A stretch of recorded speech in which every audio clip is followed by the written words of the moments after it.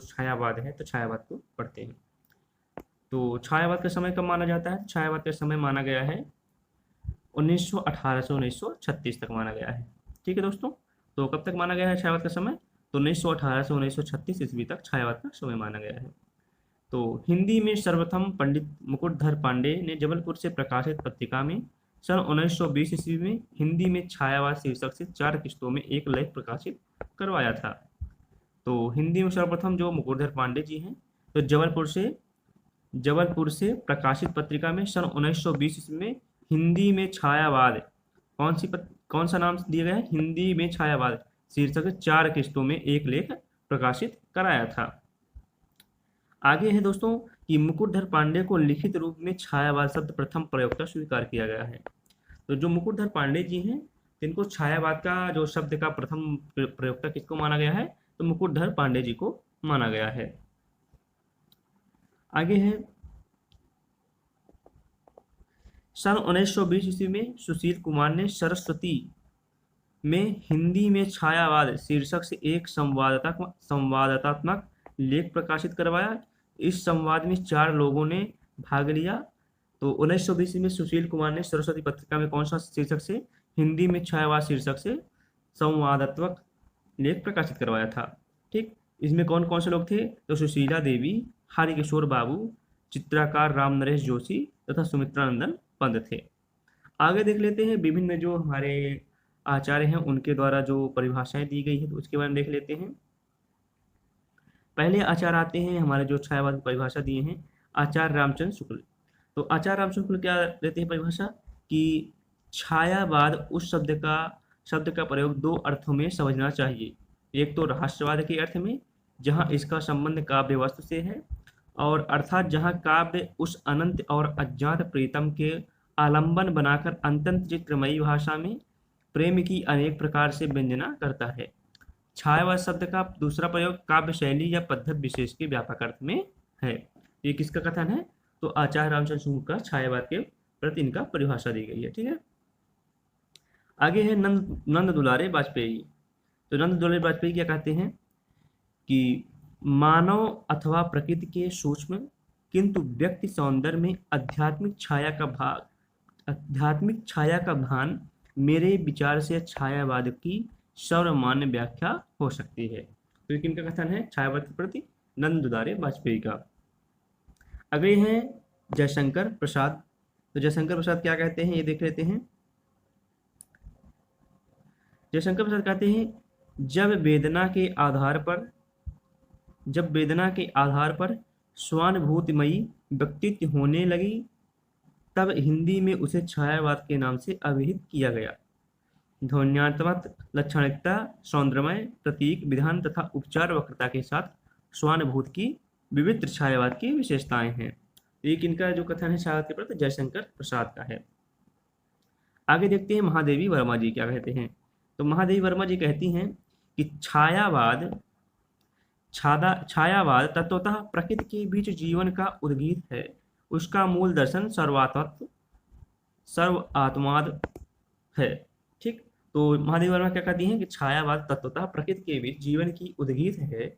उसका मूल दर्शन सर्वात्मवाद है। ठीक है, आगे कहते हैं डॉक्टर नागेंद्र कहते हैं छायावाद स्थूल के प्रति सूक्ष्म का विद्रोह है। ये कई बार पंक्तियां पूछी जाती, बहुत इंपॉर्टेंट पंक्ति है, इसको ध्यान देंगे। डॉक्टर नागेंद्र की पंक्तियां हैं कि छायावाद स्थूल के प्रति सूक्ष्म का विद्रोह है। वह एक विशेष प्रकार की भाव पद्धति है और जीवन के प्रति विशेष प्रकार का भावनात्मक दृष्टिकोण है। ध्यान देंगे, इनका जो स्टेटमेंट है बहुत अच्छा है और ये कई बार परीक्षाओं में पूछा गया है। अगले हैं डॉक्टर रामविलास शर्मा। डॉक्टर रामविलास शर्मा क्या कहते हैं कि छायावाद स्थूल के प्रति सूक्ष्म का विद्रोह नहीं रहा, वरना थोथी नैतिकता, रूढ़िवाद और समांती समाजवाद दो बंधनों के प्रति विद्रोह रहा। परंतु यह विद्रोह मध्यवर्ग के तत्वाधान से हुआ था, इसलिए उसके साथ मध्यवर्गीय असंगति, पराजय और पलायन की भावना भी जुड़ी हुई है। तो रामविलास शर्मा क्या कहते हैं छायावाद स्थूल के प्रति सूक्ष्म का विद्रोह नहीं रहा। ठीक है, इन पंक्तियों को ध्यान देंगे। और अगले जो हमारे आचार्य हैं डॉक्टर नामवर सिंह, उनका पंक्ति देख लेते हैं। तो डॉक्टर नामवर सिंह क्या कहते हैं कि छायावाद उस राष्ट्रीय जागरण की अभिव्यक्ति है जो एक पुरानी रूढ़ियों से मुक्ति चाहता है और दूसरी ओर विदेशी पराधीनता से। तो क्या कहते हैं कि छायावाद वह राष्ट्रीय जागरण है जिसमें जो एक पुरानी रूढ़ियों से मुक्त होना चाहता है और दूसरी ओर विदेशी पराधीनता से। ठीक है। अगले हैं डॉक्टर रामस्वरूप चतुर्वेदी। डॉक्टर रामस्वरूप चतुर्वेदी कहते हैं कि वह छायावाद मूलतः शक्ति काव्य है, पुनर्जागरण चेतना का व्यापक और सूक्ष्म रूप से, और अपनी अर्थ प्रक्रिया में मानव व्यक्तित्व को गहरे स्तरों पर समृद्ध करता है। ठीक है। तो इनका कथन है डॉक्टर रामस्वरूप चतुर्वेदी का। अब आगे देखते हैं छायावाद के जो प्रवर्तक हैं और प्रस्तोता कौन जो आचार्य हैं वो छायावाद के प्रवर्तक को माने हैं, तो इनको देख लेते हैं। बहुत इंपॉर्टेंट है, यहाँ से प्रश्न आते हैं, ध्यान देंगे, बहुत इंपॉर्टेंट है। तो जो प्रस्तोता डॉक्टर आचार्य रामचंद्र शुक्ल कौन कौन मानते हैं, तो ये मानते हैं मैथिली शरण गुप्त और मुकुटधर पांडे को छायावाद का प्रवर्तक मानते हैं। ध्यान देंगे, आचार्य रामचंद्र शुक्ल किसको मानते हैं, मैथिली शरण गुप्त और मुकुटधर पांडे को। आगे है आचार्य नंद दुलारे वाजपेयी। तो आचार्य नंद दुलारे वाजपेयी किनको मानते हैं छायावाद का प्रवर्तक, तो इन्हों मानते हैं सुमित्रानंदन पंत को। ठीक है, ध्यान देंगे, किनको मानते हैं, सुमित्रानंदन पंत को मानते हैं। इंपॉर्टेंट है, ये चारों बहुत इंपॉर्टेंट है। यहाँ और देखेंगे ला प्रभाकर माचवी किनको मानते हैं, माखनलाल चतुर्वेदी को छायावाद के प्रवर्तक मानते हैं। और अगले हैं इलाचंद जोशी व अन्य विद्वान, ये किनको मानते हैं, तो जयशंकर प्रसाद को मानते हैं। सबसे इंपॉर्टेंट यहाँ पर यही है, इनको ध्यान देंगे। छायावाद जयशंकर प्रसाद किसने माना है, तो इलाचंद जोशी ने माना है। ठीक है। और आचार्य रामचंद्र किनको माने हैं, तो मैथिली शरण गुप्त और मुकुटधर पांडे को माने हैं। नंद दुलारे वाजपेयी किनको माने हैं, सुमित्रानंदन पंत को माने हैं। और प्रभाकर माचवी किनको माने हैं, तो माखनलाल चतुर्वेदी को माने हैं। ठीक है। आगे देखते हैं छायावादी कवि के बारे में, देखते हैं कौन कौन से कवि हैं। तो छायावादी कवि में पहले आते हैं छायावाद के कवि चतुष्ट में जयशंकर प्रसाद, सुमित्रानंदन पंत और सूर्यकांत त्रिपाठी निराला तथा महावीर वर्मा का नाम आता है। ठीक है। तो जो छायावाद के प्रथम कवि हैं जो इस वाद को सबसे ज़्यादा जो बढ़ावा दिए हैं वो कौन कौन से हैं, तो सुमित्रानंदन पंत, जयशंकर प्रसाद, सूर्यकांत त्रिपाठी निराला और महादेवी वर्मा है। तो जान देख लेते हैं आगे कि ब्रह्मा किसको कहा गया है छायावाद का, तो जयशंकर प्रसाद को कहा गया है। ठीक है। विष्णु को किससे कहा गया है, सुमित्रानंदन पंत को कहा गया है। और महेश किसको कहा गया है, सूर्यकांत त्रिपाठी निराला को कहा गया है। तो छायावाद का ब्रह्मा किसे कहा गया है, जयशंकर प्रसाद। छायावाद का विष्णु किसे कहा है, सुमित्रानंदन पंत। और छायावाद का महेश किसे कहा गया, सूर्यकांत त्रिपाठी निराला जी को। ठीक है। आगे देखते हैं छायावाद की लहुत्रई में महादेवी वर्मा, रामकुमार वर्मा और भगवती चरण वर्मा आते हैं। तो छायावाद की लहुत्री में कौन कौन से आते हैं, तो महादेवी वर्मा, रामकुमार वर्मा, भगवती चरण वर्मा आते हैं। और बृहत्रयी में कौन कौन से आते हैं, तो जयशंकर प्रसाद, सुमित्रानंदन पंत, सूर्यकांत त्रिपाठी निराला आते हैं। अब आगे देखते हैं जयशंकर प्रसाद के बारे में पूरी। तो जयशंकर के बारे में पूरा जानकारी देखेंगे, कब कैसे इनका जन्म हुआ, कौन कौन सी रचनाएं हैं, कौन कौन सी पंक्तियां, इनको देख लेते हैं। तो जयशंकर प्रसाद की जो है इनका जन्म कब हुआ, 1889 ईस्वी में हुआ और मृत्यु कब हुई, 1937 ईस्वी में हुआ। माता पिता क्या नाम था, तो पिता का नाम था देवी प्रसाद और माता का नाम था मुनि देवी। इनके गुरु कौन थे, तो मोहनी लाल गुरु थे। और इनका बाल्य का क्या नाम था, बाल्य नाम क्या था, झारखंडी। उपनाम क्या था, कलाधार। ये ध्यान देंगे, उपनाम क्या है, कलाधार था। ठीक है। इनकी महत्वपूर्ण रचनाएं देख लेते हैं। उर्वशी 1909, ये चंपू का भी ध्यान देंगे। वन मिलन 1909, प्रेमराज 1909, अयोध्या का उद्यान 1910, शोकोच्छ्वास 1910, वब्रुवाहन 1911, कानन कुसुम 1913, प्रेम पथिक 1914, महाराणा का महत्व 1914, चित्रधार 1918 और झरना 1918, आंसू 1925, लहर 1933 और कमानी 1935। ध्यान देंगे। ठीक है। इनकी जो महत्वपूर्ण रचनाएं हैं जयशंकर प्रसाद की, वो इनकी ये रचनाएं दी गई हैं। इनको देख लेंगे, बहुत ही इंपॉर्टेंट रचनाएं हैं। खासकर इसमें झरना, आंसू और लहर, कमानी तो महाकाव्य है, तो बहुत ही इंपॉर्टेंट है। कहीं कहीं इसका सन 1936 देखता है, लेकिन 1935 सही होगा। ठीक है। तो आगे देखते हैं जयशंकर प्रसाद की प्रथम कविता सावन पंचक सन 1906 ईस्वी में भारतेंदु पत्रिका में कलाधार उपनाम से प्रकाशित हुई। तो इनकी जो प्रथम कविता कौन सी थी, सावक पंचक थी। कब प्रकाशित हुई, सन 1986 में भारतेंदु पत्रिका में कलाधार उपनाम से प्रकाशित हुई थी। ठीक है। आगे देखते हैं जयशंकर प्रसाद की प्रथम कविता प्रथम प्रभास सन 1918 ईस्वी में प्रकाशित झरना में संकलित है। तो जो जयशंकर प्रसाद की प्रथम छायावादी कविता है वो कौन सी है, तो प्रथम प्रभात है। 1918 ईस्वी में किस प्रकृति में किस काव्य संग्रह में संग्रहित है, तो झरना में संग्रहित है। ठीक है। आगे जयशंकर प्रसाद की प्रथम पुस्तकाकार रचना उर्वशी है, यह चंपू काव्य है। ये कभी 1909 ईस्वी में इसकी रचना हुई है, चंपू काव्य है। ध्यान देंगे, जयशंकर प्रसाद की प्रथम पुस्तककार रचना उर्वशी है। ठीक है। यह चंपू काव्य है। खड़ी बोली में जयशंकर प्रसाद का प्रथम काव्य संग्रह कानन कुसुम है। तो ध्यान देंगे खड़ी बोली में जयशंकर प्रसाद की जो रचना है वो कौन सी है, तो कानन कुसुम है। आगे देखते हैं दोस्तों, जयशंकर प्रसाद द्वारा रचित झरना को छायावाद की प्रथम रचना स्वीकार किया गया है। जो इनकी रचना है झरना, इसको छायावाद की प्रथम रचना स्वीकार किया गया है। इसको छायावाद की प्रथम प्रयोगशाला भी कहा जाता है। ये प्रश्न बहुत पूछा जाता है, ध्यान देंगे। छायावाद की प्रथम प्रयोगशाला रचना कौन सी है, झरना है, ठीक है, ध्यान देंगे। जयशंकर प्रसाद कृत आंसू 133 छंदों का विरह प्रधान स्मृत काव्य है। इसे हिंदी का मेघदूत कहते हैं। तो जयशंकर प्रसाद के जो आंसू है कितने 133 छंदों का विरह प्रधान स्मृत काव्य है, और इसे हिंदी का मेघदूत कहते हैं। ध्यान देंगे, हिंदी का मेघदूत किस रचना कहते हैं, तो आंसू कहते हैं। जयशंकर प्रसाद कृत चित्राधार में इनकी ब्रज में रचित कविताएं संकलित है। तो जिनकी जो ये ब्रज भाषा में कविताएं रचित करते थे वो किस काव्य संग्रह में संकलित है, तो चित्राधार में संकलित है। प्रसाद कृत प्रेम प्रतीक प्रथमातः ब्रज भाषा में 1909 में लिखा था, जिसका इन्होंने खड़ी बोली अनुवाद 1914 में किया था। तो इनको जो प्रेम प्रतीक प्रथमतः ब्रज भाषा रचना थी 1909 में लिखे थे, और इसका जो हिंदी अनुवाद कब किए थे, तो 1914 में किए थे। आगे देख लेते हैं जयशंकर प्रसाद कृत कामायनी महाकाव्य का संक्षिप्त विवरण देख लेते हैं।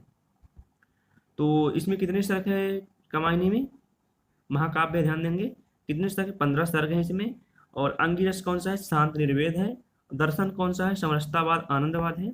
और मुख्य पात्र कौन कौन से हैं, तो मनु श्रद्धा ईड़ा कुमार हैं। और मुख्य छंद कौन सा है, तांटक छंद है, ठीक है। इसमें कितने सर्ग हैं, 15 सर्ग है। जिसके सर्ग बहुत महत्वपूर्ण है, तो इनके सर्ग के बारे में देख लेते हैं। इनके सर्ग कभी कभी लाइन से लगाने को आ जाता है क्रमबद्ध, और कभी कभी पूछ लिया जाता है कौन सा नंबर कौन सा सर्ग है, ठीक है। तो इसको लाइन में याद करना बहुत जरूरी है। जो यूपी असिस्टेंट प्रोफेसर में पूछा था, तो ईडा पूछा था, ठीक है। और अभी नेट का पेपर हुआ है, उसमें फिलहाल इनके क्रमबद्ध लगाने के लिए दिया गया था प्रशिक्षण में। तो कमायनी के जो सर्ग कौन कौन से, चिंता, आशा, श्रद्धा, काम, वासना, लज्जा, कर्म, ईर्षा, ईड़ा, स्वप्न, संघर्ष, निर्वेद, दर्शन, रहस्य, आनंद। इनको आप चार चार करके याद कर सकते हैं। चिंता, आशा, श्रद्धा, काम और वासना, लज्जा, श्रद्धा, वासना, लज्जा, कर्म, ईर्षा और ईड़ा, स्वप्न, संघर्ष, निर्वेद, दर्शन, रहस्य, आनंद, ठीक है, ध्यान देंगे। अगला है प्रतीक और पात्र जो है। तो मन किसके पात्र है, मन जो है प्रतीक है किसका, कौन से पात्र का है, तो मनु का है। और हृदय जो है किससे, कौन से पात्र से मिलता है, श्रद्धा से, ठीक है। और बुद्धि कौन से सर्ग से है, तो ईड़ा से है। और मानव कौन सा है, कुमार से। ये कमाने के जो पात्र हैं इनके प्रतीक हैं, मन, हृदय, बुद्धि, मानव। तो मन मनु का, हृदय श्रद्धा, बुद्धि ईड़ा और मानव कुमार का। आगे है आचार्य शांतप्रिय द्विवेदी ने कमानी को छायावाद का उपनिषद कहा है। तो आचार्य शांतप्रिय द्विवेदी ने कमानी को छायावाद का उपनिषद कहा है। जयशंकर प्रसाद कृत प्रेम और सौंदर्य का कवि माना जाता है। तो जयशंकर प्रसाद को प्रेम और सौंदर्य का कवि माना गया, ठीक है। आगे देखते हैं महाप्राण सूर्यकांत त्रिपाठी निराला जी का संक्षिप्त जीवन वृत्त निम्न है। तो इनके निराला जी के बारे में जानते हैं। इनका जन्म कब हुआ, 1899 ईस्वी में हुआ। और मृत्यु कब हुई, 1961 में हुई। जन्म स्थान कौन सा है, महिषादल, मेदिनीपुर और इलाहाबाद मृत स्थल है इनका। और उनके पिता का नाम था राम सहाय त्रिपाठी, पत्नी का नाम था मनोहरा देवी और पुत्री का नाम था सरोज, ठीक है। जो इनकी पुत्री के मर जाने पर इन्होंने सरोज स्मृति लिखा था, ठीक है। इनकी रचनाएं देख लेते हैं, प्रमुख रचनाएं देख लेते हैं। पहली रचना इनकी है अनामिका 1923 ईस्वी, ठीक है। परिमल 1930 ईस्वी, गीतिका 1936 ईस्वी, तुलसीदास 1938 ईस्वी, कुकुर मुत्ता 1942 ईस्वी, अणिमा 1943 ईस्वी, बेला 1946 ईस्वी, नए पत्ते 1946 ईस्वी, अर्चना 1950 ईस्वी, आराधना 1953 ईस्वी, गीत गुंज 1954 ईस्वी, संध काकली 1969 ईस्वी। तो इनकी प्रमुख रचनाएं हैं, ध्यान देंगे इनकी रचनाएं। आगे देखते हैं निराला की काव्य संसार प्रथम व अंतिम तक निम्नलिखित है। इनकी जो प्रथम काव्य संग्रह कौन सा है, इनकी प्रथम काव्य संग्रह अनामिका, ठीक है, ध्यान देंगे। प्रथम काव्य संग्रह कौन सा, अनामिका है। और अंतिम काव्य संग्रह कौन सा, सांध्य काकली है। प्रथम कविता कौन सी है, जूही की कली है, जो 1916 ईस्वी में है। और अंतिम कविता है पाथोनकटित जीवन का विष बुझा हुआ है, ठीक है, ये अंतिम कविता है। निराला कृत अनामिका और परिमल ने संकलित महत्वपूर्ण कविताएं निम्न है। जो इनकी काव्य संग्रह अनामिका है और परिमल है, उनमें जो प्रमुख रचनाएं दी गई हैं, उनमें जो सम्मिलित हैं अनामिका परिमल में, उनके बारे में देखते हैं। अनामिका जो द्वितीय संस्करण है जो उनका, उसमें कौन कौन सी सम्मिलित हैं रचनाएं, उनको देख लेते हैं। तो सरोज स्मृति 1935वीं, सम्राट एडवर्ड के प्रति, प्रेयसी, राम की शक्ति पूजा, बहुत इंपॉर्टेंट देखेंगे, रेखा, तोड़ती पत्थर, सच है 1935 ईस्वी। तो ये जो है अनामिका द्वितीय संस्करण जो है 1938 में, उसमें सम्मिलित हैं ये रचनाएं। दूसरे है जो इनकी काव्य संज्ञा परिमल। परिमल में कौन कौन सम्मिलित हैं? तो अधिवास, जूही की कली, बादल राग, विधवा, भिक्षुक, सांध्या सुंदरी, पंचवटी, प्रश्न। तो ये कौन कौन से उसमें सम्मिलित हैं, किस काव्य संज्ञा सम्मिलित हैं? ये सम्मिलित हैं परिमल में सम्मिलित है। ठीक है, ध्यान देंगे परिमल में ये सब संग्रहित है। अधिवास, जूही की कली, बादल राग, विधवा, भिक्षुक, शांत सुंदरी, पंचवटी, प्रसंग। और अनामिका द्वितीय संस्करण कौन से? सरोज स्मृति, सम्राट एडवर्ड के प्रति, प्रेयसी, राम की शक्ति पूजा, रेखा, तोड़ती पत्थर, सच है।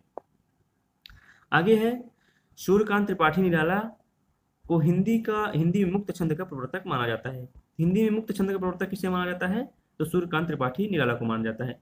कुछ आलोचक मुक्त छंद को रबर या केचुआ छंद भी कहते हैं। तो यह इंपॉर्टेंट है, कुछ आलोचक मुक्त छंद को रबर या केचुआ छंद भी कहते हैं। ठीक है, निराला ने कवित्व को हिंदी का जातीय छंद कहा है। तो जो कवित्व छंद है वो हिंदी का जातीय छंद किसने कहा है? तो निराला जी ने कहा है।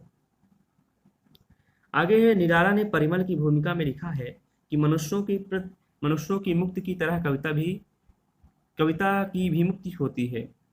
तो परिमल में क्या लिखे हैं? लिखे हैं कि मनुष्यों की मुक्ति की तरह कविता की भी मुक्ति होती है। ध्यान देंगे किनका कथन है? तो निराला जी का कथन है। निराला कृत सरोज स्मृति को हिंदी का सर्वश्रेष्ठ तथा प्रथम शोकगीत माना जाता है। तो निराला जो सरोज स्मृति की रचना है वो हिंदी का सर्वश्रेष्ठ तथा प्रथम शोकगीत भी माना गया है। निराला कृत राम की शक्ति पूजा महाकाव्य का उपजीव बंगला ग्रंथ कृतवास रामायण से माना गया है। तो राम की शक्ति पूजा का उपजीव कौन से ग्रंथ से माना गया है? तो कृतवास जो रामायण है उनसे माना गया है। ठीक है, कृतवास द्वारा रचित रामायण है उनके द्वारा माना गया है। निराला कृत तुलसीदास 101 छंदों में रचित एक खंड काव्य है। तो जो निराला जी की रचना तुलसीदास है वो रचित एक खंड काव्य है। ठीक है, ध्यान देंगे 101 छंदों में लिखी गई है। अगला है निराला ओज, औदित और विद्रोह के कवि हैं। निराला जी कैसे कवि हैं? ओज, औदित और विद्रोह के कवि हैं। ठीक है, निराला अंकुट एवं वयस्क श्रृंगार दृष्टि की तृप्त की कवि है। ठीक है, तो निराला अंकुट एवं वयस्क श्रृंगार दृष्टि तथा तृप्त के कवि हैं। आचार्य शुक्ल के अनुसार बहुस्पर्शनीय प्रतिभा निराला जी में है। तो आचार्य शुक्ल क्या कहते हैं कि बहुवस्तु स्पर्शनीय प्रतिभा निराला जी में है। आगे देखते हैं सुमित्रानंदन पंत के बारे में। तो सुमित्रानंदन पंत का जन्म कब हुआ? 1900 ईस्वी में हुआ और उनकी मृत्यु कब हुई? 1977 ईस्वी में हुई। ठीक है, जन्मस्थान कौन सा था? कौसानी है अल्मोड़ा में, और मृत्यु कहाँ हुई? इलाहाबाद में हुई। और इनके बाल नाम क्या था? तो गोसाई दत्त था। ध्यान देंगे इनका बाल नाम क्या है? गोसाई दत्त है, पूछा जाता है। और इनकी प्रथम कविता कौन सी? गिरजे का घंटा 1916 ईस्वी में। ठीक है, और आगे है सुमित्रानंद पंत के काव्यों को विद्वानों ने 4 भागों में बांटा है। इनकी जो रचना है उनको विद्वानों ने कितने भागों में बांटा है? 4 भागों में बांटा है। पहला क्या है? छायावाद। तो छायावाद की कौन कौन सी रचनाएं हैं? तो उच्छ्वास 1920 ईस्वी, ग्रंथि 1920 ईस्वी, बीड़ा 1927 ईस्वी, पल्लव 1928 ईस्वी, गुंजन 1932 ईस्वी। और दूसरी है प्रगतवादी रचना कौन कौन सी है? तो युगांत 1936 ईस्वी, युगवाणी 1939 ईस्वी और ग्राभ्य 1940 ईस्वी। अनिश्चित अंतचेतनावादी कौन कौन सी रचना है इनकी? तो स्वर्ण किरण 1947, स्वर्ण धूल 1945, युगपथ 1949 ईस्वी। नव मानवतावादी रचना कौन कौन सी? उत्तरा 1949 ईस्वी, काला और बूढ़ा चाँद 1959 ईस्वी, अंतिमा 1955 ईस्वी, लोकयतन 1964 ईस्वी और चिताम्बरा। ये रचनाएं बहुत इंपॉर्टेंट, लोकयतन और चिताम्बरा बहुत ही इंपॉर्टेंट इनकी रचनाएं हैं। ठीक है, ध्यान देंगे। और युगांत, युगवाणी, ग्राभ्य भी इनकी जो प्रगतिवादी रचना है ये भी बहुत इंपॉर्टेंट है। आगे देखते हैं सुमित्रानंद पंत की जो है प्रथम छायावादी रचना कौन सी है? उच्छ्वास है। तथा अंतिम छायावादी रचना कौन सी है? तो गुंजन है। इनकी जो छायावाद की प्रथम रचना कौन सी? उच्छ्वास है। और अंतिम रचना कौन सी है? तो गुंजन है। सुमित्रानंद पंत ने लोकेतन नामक महाकाव्य महात्मा गांधी के जीवन पर आधारित पर लिखा है। ठीक है, ध्यान देंगे, महात्मा गांधी के जीवन पर आधारित कौन सी रचना है, तो लोकयतन है, ध्यान देंगे। सुमित्रानंदन पंत की महत्वपूर्ण कविताओं का संकलन चितंबरा शीर्षक से प्रकाशित है। इस पर उन्हें भारतीय ज्ञानपीठ पुरस्कार प्राप्त हुआ है। तो जिनकी कविताओं का संकलन किस काव्य संग्रह मिलता है, तो चितंबरा शीर्षक में मिलता है। और इस रचना पे इनको क्या मिला था, तो भारतीय ज्ञानपीठ पुरस्कार इनको मिला है। सुमित्रानंद पंत कृत पल्लव की भूमिका को छायावाद का घोषणा पत्र मैनिफेस्टो कहा जाता है। तो जो सुमित्रानंद की रचना है पल्लव की, जो उसकी भूमिका है, वो छायावाद घोषणा पत्र का मैनिफेस्टो कहा जाता है। ध्यान देंगे, बहुत इंपॉर्टेंट है ये। आगे है पंत जी को संवेदनशील इंद्रिय बोध का कवि कहा जाता है। तो संवेदनशील इंद्रिय का बोध कवि किसे कहा जाता है, तो पंत जी को कहा जाता है। ध्यान देंगे, संवेदनशील इंद्रिय बोध का कवि किसे कहा जाता है, तो पंत जी को कहा जाता है। आगे है सुमित्रानंद पंत मूल रूप से अरविंद दर्शन से प्रभावित थे। तो सुमित्रानंद कौन से दर्शन से प्रभावित थे, तो अरविंद दर्शन से प्रभावित थे। ठीक है, आगे देखते हैं महादेवी वर्मा जी के बारे में। महादेवी वर्मा जी का जो जीवन परिचय है उसको देख लेते हैं। तो इनकी जन्म मृत्यु कब हुई, तो 1907 में इनका जन्म हुआ और 1987 में इनकी मृत्यु हुई। जन्म स्थान कौन सा इनका, तो फर्रुखाबाद है। और मृत्यु स्थान कौन सा, तो इलाहाबाद में इनकी मृत्यु हुई थी। पिता का क्या नाम था, तो गोविंद प्रसाद नाम था। और आधुनिक मीरा की इनको उपाधि दी गई थी। ध्यान देंगे, आधुनिक मीरा किसे कहा जाता है, तो महादेवी वर्मा जी को कहा जाता है। महादेवी वर्मा को हिंदी के विशाल मंदिर की महादेवी वर्मा को हिंदी के विशाल मंदिर की वीणा पाणी कहा जाता है। तो ठीक है, हिंदी के विशाल मंदिर का वीणा पाणी किसे कहा जाता है, तो महादेवी वर्मा को कहा जाता है। आगे देख लेते हैं महादेवी वर्मा जी की जो रचनाएं हैं उनको देख लेते हैं। बहुत ही महत्वपूर्ण इनकी रचनाएं हैं, इसलिए इनको देखना बहुत जरूरी है। पहली रचना इनकी है निहार। कब लिखी गई, तो 1930 ईस्वी में लिखी गई। दूसरी है रश्मि 1932 ईस्वी में। निर्जा 1935 ईस्वी में। शांत गीत 1936 ईस्वी में। यामा 1940 ईस्वी में। और दीप शिखा 1942 ईस्वी में। और सत्यप्राणा 1960 ईस्वी में। इनकी जो रचनाएं बहुत महत्वपूर्ण, ध्यान देंगे। जैसे कि निहार है 1930 ईस्वी, और दूसरी है रश्मि 1932 ईस्वी। निर्जा 1935 ईस्वी। शांत गीत 1936 ईस्वी। यामा 1940 ईस्वी। दीप शिखा 1942 ईस्वी। और सत्यप्राणा 1940 ईस्वी। इन रचनाओं को ध्यान रखेंगे। आगे जानते हैं इनके बारे में। आगे है कि महादेवी वर्मा कृत यामा में उनके निहार, रश्मि, निर्जा और शांत गीत के महत्वपूर्ण गीतों का संकलन किया गया है। यामा पर महादेवी वर्मा को भारतीय ज्ञानपीठ पुरस्कार प्राप्त हुआ है।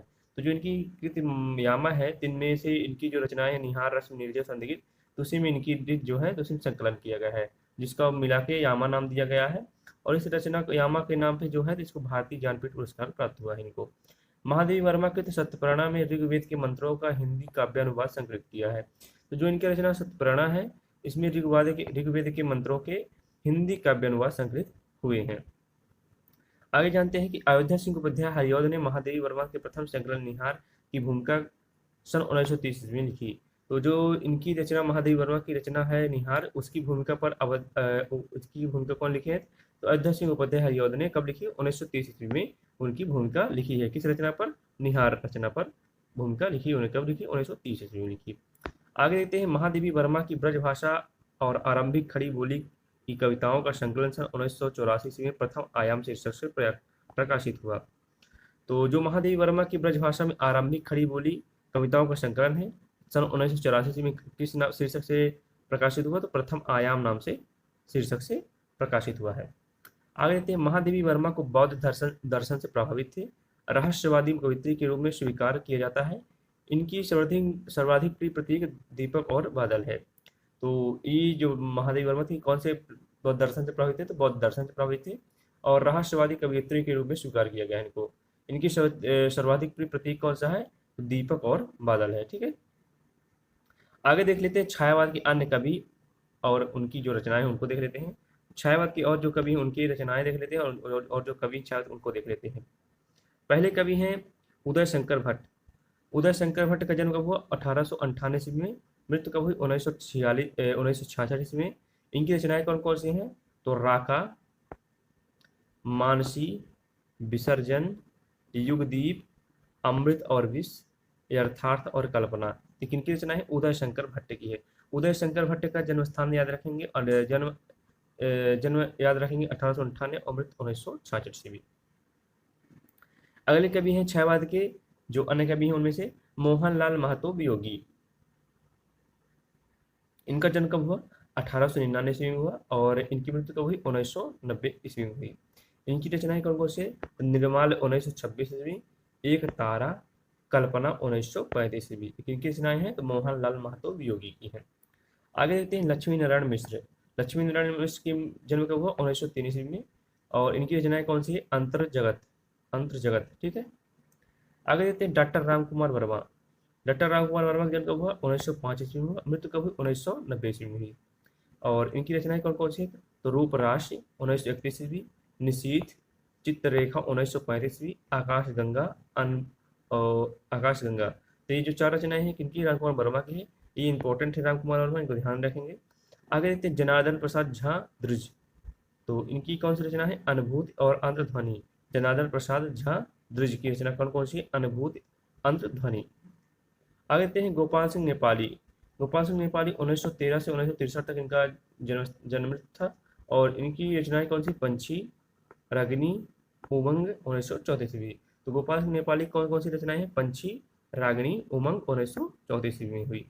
अगला है केदारनाथ मिश्र। केदारनाथ मिश्र की कौन सी रचना है? 1907 में इनका जन्म हुआ और 1984 में इनकी मृत्यु हुई। चिर स्पर्श, चिर स्पर्श और सेतुबंध किनकी रचनाएं हैं? केदारनाथ मिश्र की रचनाएं हैं। आगे है RC Prasad Singh. RC Prasad Singh, RC Prasad Singh की कौन कौन सी रचनाएं हैं? तो कालपी 1938 ईस्वी, संचायिता 1942 ईस्वी में। आरसी प्रसाद सिंह की और कौन सी रचना है? तो कालपी 1938 ईस्वी, संचायिता 1942 ईस्वी, जीवन और यौवन 1944 ईस्वी, नई दिशा 1944 ईस्वी, पंचजन्य 1945 ईस्वी और प्रेम गीत 1954 ईस्वी। तो ये थे छायावाद के जो प्रमुख कवि थे, अन्य कवि थे, उनके बारे में, उनकी रचनाएं, उनकी जन्म मृत्यु और प्रमुख कवि थे। आगे देखते हैं राष्ट्रीय सांस्कृतिक धारा के कवि, कालक्रम अनुसार देखेंगे, ठीक है। तो राष्ट्रीय सांस्कृतिक धारा के जो कवि उनके बारे में देख लेते हैं।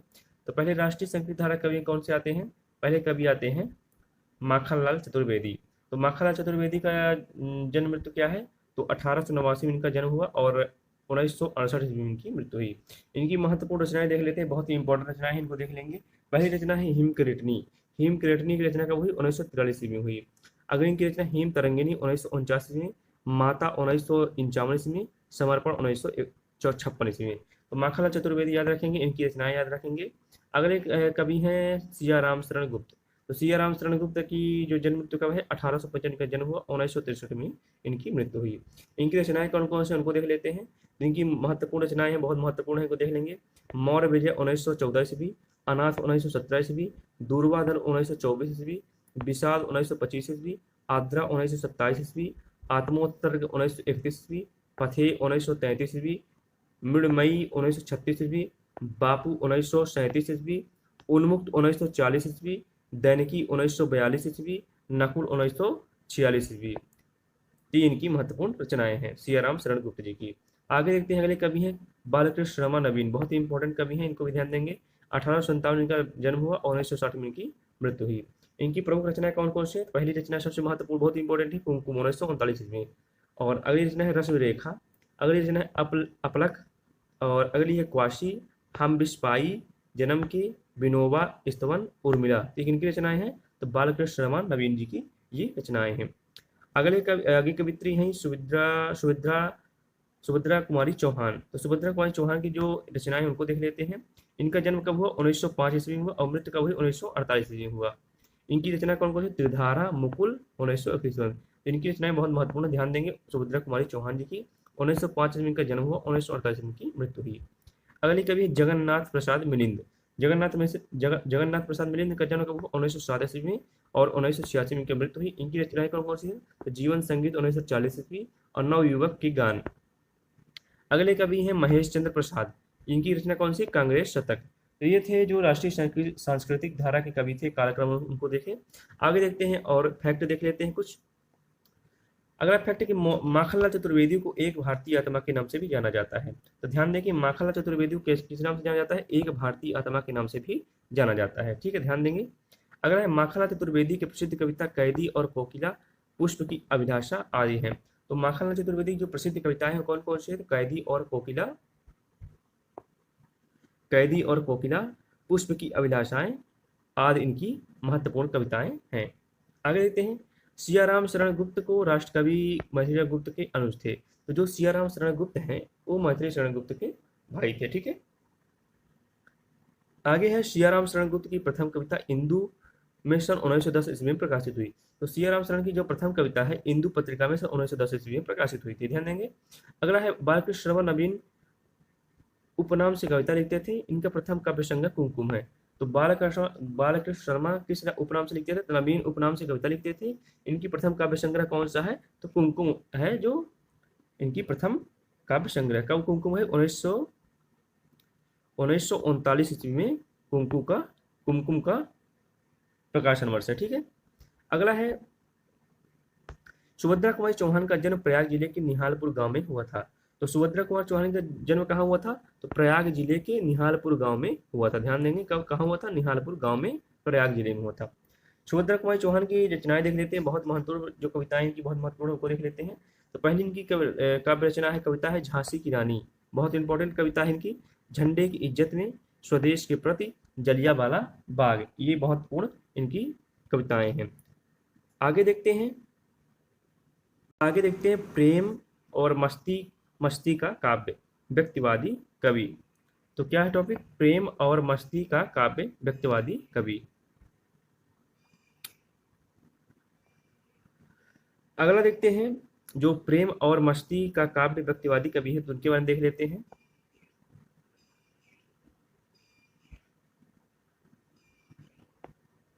तो प्रेम और मस्ती कवि जो कवि उनको देख लेते हैं। पहले कवि हैं भगवती चरण वर्मा। तो भगवती चरण वर्मा का जन्म कब हुआ? 1903 ईस्वी में हुआ और मृत्यु कब हुई? 1981 ईस्वी में। इनकी रचनाएं कौन कौन सी है? तो मधुकर 1932 ईस्वी, प्रेम संगीत 1937 ईस्वी, मानव 1940 ईस्वी और एक दिन, ये किनकी रचनाएं? भगवती चरण शर्मा की रचनाएं हैं। इनका जन्म कब हुआ? 1903 ईस्वी में। इनका मृत्यु कब हुआ? 1981 ईस्वी में। और इनकी जो महत्वपूर्ण रचनाएं कौन कौन सी? तो मधुकर 1932 ईस्वी, प्रेम संगीत 1937 ईस्वी, मानव 1940 ईस्वी और एक दिन। अगले कवि हृदय नारायण हृदय। तो हृदय नारायण हृदय का जन्म कब हुआ? 1905 ईस्वी में। इनकी प्रमुख महत्वपूर्ण रचना कौन सी? स्फुट गीत, इनकी महत्वपूर्ण रचना है। ध्यान देंगे, हृदय नारायण हृदय का महत्वपूर्ण रचना कौन सी है? तो स्फुट गीत है।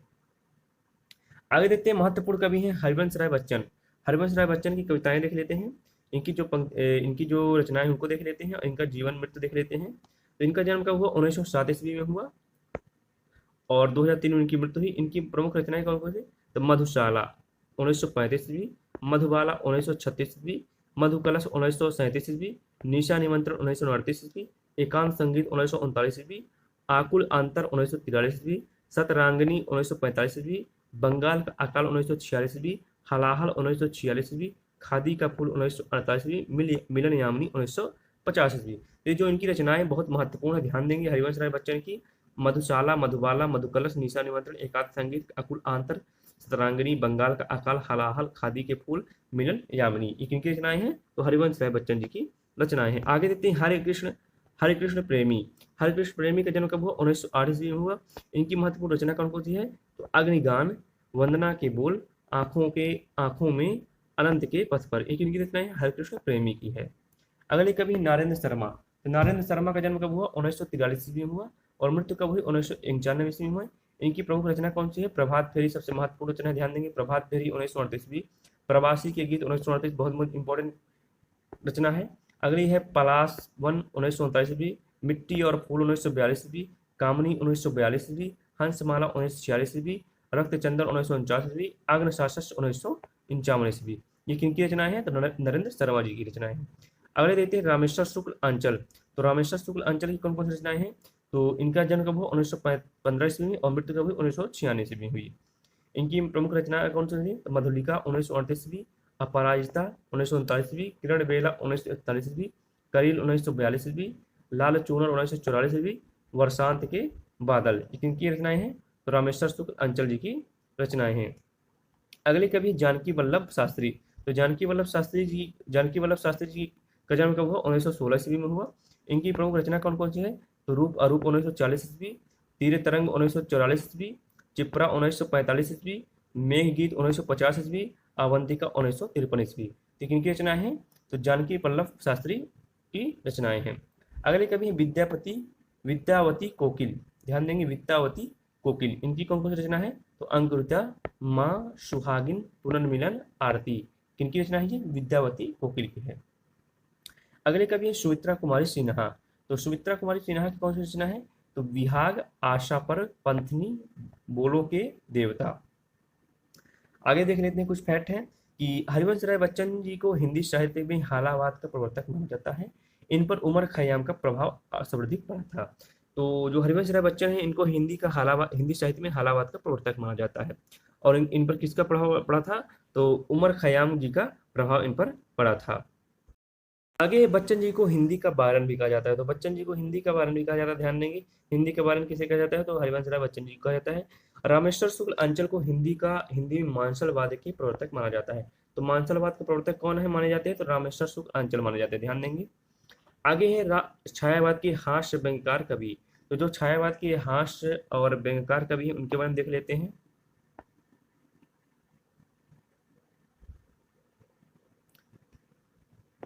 तो पहले कवि हैं ईश्वरी प्रसाद शर्मा। इनकी रचना कौन कौन सी है? तो चना चवेना 1924 ईस्वी में। ध्यान देंगे, हास्य व्यंग्यकार कवि हैं और इनकी जो रचनाएं हैं हास्य व्यंग्यकार के तहत हैं। अगले कवि हरशंकर शर्मा। इनकी रचना कौन सी है? पिंजरा पोल चिड़ियाघर। अगले कवि कांतानाथ पांडे चौंच। तो इनकी कौन कौन सी रचना है? चौंच चालीसा, पानी पानी पांडे, महाकवि साण। अगले कवि हैं शिव रत्न शुक्ल बलई। शिव रत्न शुक्ल बलई की रचना कौन सी है? परिहास प्रमोद 1930 ईस्वी। अगले कवि है चतुर्भुज चतुर्रेश, हंसी का फव्वारा। अगले कवि हैं ज्वालाराम नगर विलक्षण। इनकी कौन सी रचना है? छाया पथ है। आगे देखते हैं हरिशंकर शर्मा की पिंजरा पोल और चिड़ियाघर गद्य रचना है। इसमें कुछ व्यंग्यात्मक कविताएं संकलित हैं। तो जो हरिशंकर शर्मा की जो रचना इनकी हरिशंकर शर्मा की है, पिंजरा पोल और चिड़ियाघर गद्य रचना है। इसमें कुछ व्यंग्यात्मक कविता संकलित की गई हैं। आगे देखते हैं छायावाद ब्रजभाषा काव्य कार्यक्रम अनुसार। जो छायावाद और ब्रजभाषा के कवि हैं उनके देख लेते हैं। पहले कवि आते हैं रामनाथ ज्योति। इनका जन्म कब हुआ? 1874 ईस्वी में। इनकी रचना कौन सी? रामचंद्रोदय काव्य 1936 ईस्वी में। अगले कवि हैं रामचंद्र शुक्ल। इनका जन्म कब हुआ? 1884 ईस्वी में और मृत्यु कब हुई? 1923 में। इनकी कौन सी रचना है? बुद्ध चरित 1922 ईस्वी में, ध्यान देंगे। अगले कवि राय कृष्णदास 1892 ईस्वी में का जन्म हुआ। इनकी रचना कौन सी है? ब्रजरज 1936 ईस्वी में, ठीक है। तो जो छायावाद के जो ब्रजभाषा काव्य रचना की उनका देख लेते हैं, वही कवि है नहीं। अगले कवि हैं दुलारे लाल भार्गव। इनका जन्म कब हुआ? 1845 में। इनकी रचनाएं कौन सी है? दुलारे दोहा वली है। अगले कवि वियोगी हरि, इंपॉर्टेंट, ध्यान देंगे। 1896 में इनका जन्म हुआ, 1988 में इनका मृत्यु हुई। इनकी प्रमुख रचना कौन सी है? ब्रजभाषा में वीर सत्सई है 1927 में और चरखा स्रोत है। अगले कवि हैं किशोरीदास वाजपेयी। किशोरीदास वाजपेयी का जो कब जन्म हुआ? 1898 में हुआ और 1986 में इनकी मृत्यु हुई। इनकी प्रमुख रचना कौन सी? तरांगणी 1936 में है। अगले कवि अनूप शर्मा। इनका जन्म कब हुआ? 1900 में और फेरी मिलगो 1938 में। चंपू काव्य दो इनकी प्रमुख रचना है। अगले कवि हैं रामेश्वर करुण। इनका जो जन्म है 1901 ईस्वी में हुआ। करुण सत्सई इनकी रचना है। आगे देखते हैं, बहुत महत्वपूर्ण है ये कि रामचंद्र शुक्ल ने एडमंड अर्नाल्ड के काव्य लाइट ऑफ एशिया का बुद्ध चरित से शीर्षक से ब्रजभाषा में अनुवाद किया। तो जो रामचंद्र शुक्ल की रचना है बुद्ध चरित, वो एडवर्ड अर्नाल्ड के काव्य लाइट ऑफ एशिया का ब्रजभाषा में अनुवाद किया था, ठीक है। आगे अब देखते हैं आगे छायावाद के कवियों की महत्वपूर्ण काव्य पंक्तियां। तो जो छायावाद के प्रमुख कवि हैं उनकी काव्य पंक्तियां देखेंगे, सभी कवियों की पंक्तियां देखेंगे। पहली कवि आते हैं जयशंकर प्रसाद। कौन सी रचना है? आंसू से ली गई पंक्तियां हैं, तो इनको ध्यान देंगे। कभी ये जो नेट जा रहा है और जितने हिंदी से रिलेटेड एग्जाम होता है टीजीटी पीजीटी, उनमें से एग्जाम में ये लाइनें पूछी जाती हैं। खासकर जयशंकर प्रसाद जी के बहुत महत्वपूर्ण है, इसलिए इनकी पंक्तियां ध्यान देंगे। पहला है पंक्ति है कि बाधा था विधि को किसने इन काली जंजीरों से, मणि वाले फणियों का मुख क्यों भरा हुआ है हीरो से। बहुत ही इंपॉर्टेंट पंक्ति है, ध्यान देंगे, बहुत इंपॉर्टेंट पंक्ति है। अगली पंक्ति है आंसू से है, आंसू से ही है, आंसू रचना से कि विद्रुम सीपी संपुट में मोती के दाने कैसे, है हंस न परसुख फिर क्यों चुगने के मुक्ता ऐसे। तीसरी पंक्ति है झंझा झकोर गर्जन है बिजली है नीरद माला, पाकर इस शून्य हृदय को सबने आ डेरा डाला। अगली काव्य पंक्ति है जो कमानी से ली गई है कि सिंधु सेज पर धरा वधु अब तनिक संकुचित बैठी सी, प्रलय निशा की हलचल स्मृति मान किए सी एंठी सी। अगली पंक्तियां हैं जो सभी जो पंक्तियां दी गई हैं ये सभी पंक्तियां कमानी से हैं। देखते हैं, संवेदन का और हृदय का यह संघर्ष ना हो सकता, फिर अभाव असफलताओं की गाथा कौन कहाँ बकता। अगली का पंक्ति है कि फटा हुआ नील वसन क्या और यौवन की मतवाली, देख अकिंचन जगत लौटता तेरी छय भोली भाली। अगली का पंक्ति है कि हृदय की अनुकृति बाह उदार एक लंबी काया उन्मुक्त, मधुपवन कीड़ित शिशु साल सुशोभित हो सौरभ संयुक्त। अगला है बहुत इंपॉर्टेंट पंक्ति है, इसको भी देख लेते हैं कि नील परिधान बीच सुकुमार खुल रहा मृदुल अधखुला अंग, खिला हो जो बिजली का फूल मेघवन बीच गुलाबी रंग। इंपॉर्टेंट पंक्ति ध्यान देंगे, कमानी से ली गई है जो जयशंकर प्रसाद द्वारा रचित है 1935 में। अगला है कि नित्य यौवन छवि से ही दीप्त विश्व की करुणा कामना मूर्ति, स्पर्श के आकरण से पूर्ण प्रकट करती जो जड़ में स्फूर्त। अगली का पंक्ति है, कुसुम कानन अंचल में मंद पवन प्रेरित सौरभ साकार, रसित परुमाण पराग शरीर खड़ा हो ले मधु का आधार। अगली का पंक्ति है कि काम मंगल से मंडित श्रेय, सर्ग इच्छा का है परिणाम, तिरस्कृत कर उसको तुम भूल बनाते हो असफल भावधाम। अगली का पंक्ति है कि एक तुम यह विस्तृत भूखंड प्रकृति वैभव से भरा अमंद, कर्म का भोग भोग का कर्म यही जड़ का चेतन आनंद। अगली का पंक्ति है कि शक्ति के विद्युत कण जो व्यस्त विकल बिखरे हैं जो निरुपाय, सवन्नम उसकी करे समस्त विजयनी मानवता हो जाए। अगला है कोमल किशलय के अंचल में नन्ही कलिका जो छिपती सी, गोधली के धूमिल पट में दीपक के स्वर में दीप्ति सी। अगली पंक्ति है जो सभी पंक्तियां ही सभी कमानी चल रही है, ध्यान देंगे। मैं रथ की प्रतिकृत लज्जा हूँ, मैं शालीनता सिखाती हूँ, मत वाली सुंदरता पगबे नुपुर से लिपट मनाती हूँ। सभी पंक्तियां पूछी जाती है, ध्यान देंगे। इंपॉर्टेंट पंक्ति, खासकर ये पंक्ति बहुत इंपॉर्टेंट है। अगली पंक्ति कि नारी तुम केवल श्रद्धा हो, विश्वास रजत नग पगदल में, पीयूष स्रोत सी बहा करो जीवन में सुंदर समतल में। बहुत इंपॉर्टेंट पंक्ति है, ध्यान देंगे। अगली पंक्ति है कि आंसू से भीगे आंचल पर मन का सब कुछ रखना होगा, तुमको अपनी स्मित रेखा से यह संधि पत्र लिखना हो। बहुत इंपॉर्टेंट पंक्ति है, खासकर क्योंकि आंसू जो रचना है उससे रिलेटेड आंसू शब्द आ जाता है, जैसे अधिकतर लोग आंसू लगा देते हैं, लेकिन ये पंक्ति कौन सी है, कमानी की है, ध्यान देंगे। आगे है कि तुम भूल गए पुरुषत्व मोह में, कुछ सत्ता है नारी की, समरसता है संबंध बनी अधिकार और अधिकारी की। इंपॉर्टेंट पंक्ति है, ध्यान देंगे। अगली पंक्ति, बिखरी अलके जो तर्क जाल, यह विश्व मुकुट सा उच्छलतम सचखंड सदृश था स्पष्ट भाल। अगली पंक्ति है कि दो पदम पलाश चषक चषक से दृग देते अनुराग विराग ढाल। अगला है पंक्ति कि जो बुद्ध कहे उनका ना मानकर फिर किसकी नर शरण जाए। और अगली पंक्ति, वह विज्ञानमयी अभिलाषा पंख लगाकर उड़ने की, जीवन की असीम आशाएं कभी नीचे मुड़ने की। ये इंपॉर्टेंट पंक्ति है, ध्यान देंगे। और आगे पंक्ति देखते हैं, आगे देखते हैं जो कमानी की पंक्तियां हैं उनको भी देख लेते हैं, और बचे हैं 3। तो पहली पंक्ति है जो, और आखिरी 3 पंक्तियां हैं उनको देख लेते हैं कमानी की, कि प्रकृति शक्ति तुमने अंतरों से सबकी छीनी, शोषण कर जीवन बना दी जर्जन जीनी छीनी। अगले पंक्ति है कि स्वप्न स्वाप जागरण भस्म हो, इच्छा क्रिया जान में लय थे, दिव्य अनाहत पर निनाद में श्रद्धा युत बनो बस तन्मय थे। अगली पंक्ति है कि समरस थे जड़ या चेतन, सुंदर साकार बना था, चेतनता एक विलसती आनंद अखंड खना था। तो ये सभी पंक्तियां जो अभी तक हमने पढ़े थे कमानी की थी। अब आगे देखते हैं जो अगले कवि हैं सूर्यकांत त्रिपाठी निराला जी की, कि सूर्यकांत त्रिपाठी जी की निराला जी की जो रचना है राम सखी शक्ति पूजा, कब लिखी गई, तो 1936 में ये रचना लिखी गई। तो उसमें उसके बारे में जो पंक्तियां हैं उनको देख लेते हैं। पहली पंक्ति है राम की शक्ति पूजा से ली गई है कि ऐसे क्षण अंधकार घन में जैसे विद्युत, जगी पृथ्वी तनया कुमारी का छवि अच्युत। अगली पंक्ति है कि है अमा निशा उगलता गगन घन अंधकार, खो रहा दिशा का जान, स्तब्ध है पवन चार। अगली पंक्ति है कि लख शंका कुल हो गए अतुल बल शेष शयन, खिंच गए दृगों में सीता के राममय नयन। अगली पंक्ति है कांपते हुए किसलय झरते पराग समुदय, गाते खगनव जीवन परिचय तरुमलय वलय, ज्योति प्रपात स्वर्गीय जात छवि प्रथम सोई, जानकी नयन कमनीय प्रथम कंपन तुरी। इंपॉर्टेंट पंक्ति ध्यान देंगे, राम की सत्य पूजा से ली गई है, जो सूर्यकांत त्रिपाठी द्वारा रचित है। आगे और पंक्ति देख लेते हैं कि धिक धिक धिक धिक धिक धिक जीवन जो पाता ही आया है विरोध, धिक साधन जिसके लिए सदा ही किया शोध। धिक जीवन जो पाता ही आया है विरोध, धिक साधन जिसके लिए सदा ही किया शोध। इंपॉर्टेंट पंक्ति है, इनको ध्यान देंगे। आगे है अन्याय जिधर है उधर शक्ति कहते छल झल, हो गए नन कुछ बूंद पुनः ढल के दीर्घजल। अगली पंक्ति है कि शक्ति करो मौलिक कल्पना करो पूजन, छोड़ दो समर जब तक सिद्ध हो रघुनंदन। आगे है होगी जय हे पुरुषोत्तम नवीन, कहाँ महाशक्ति राम के बंधन में हुई लीन। अगली रचना जो निराला जी की है, सरोज स्मृति। तो सरोज स्मृति कब लिखी गई? 1985 में।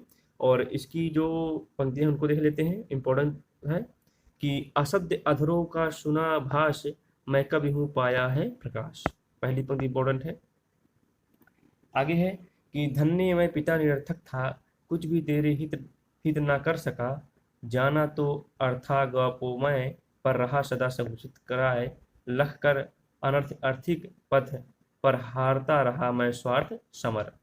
अगली पंक्ति है यह हिंदी का स्नोहा पहाड़, या नहीं हार मेरी भास्वार, यह रत्नहार लोकोत्तर वर।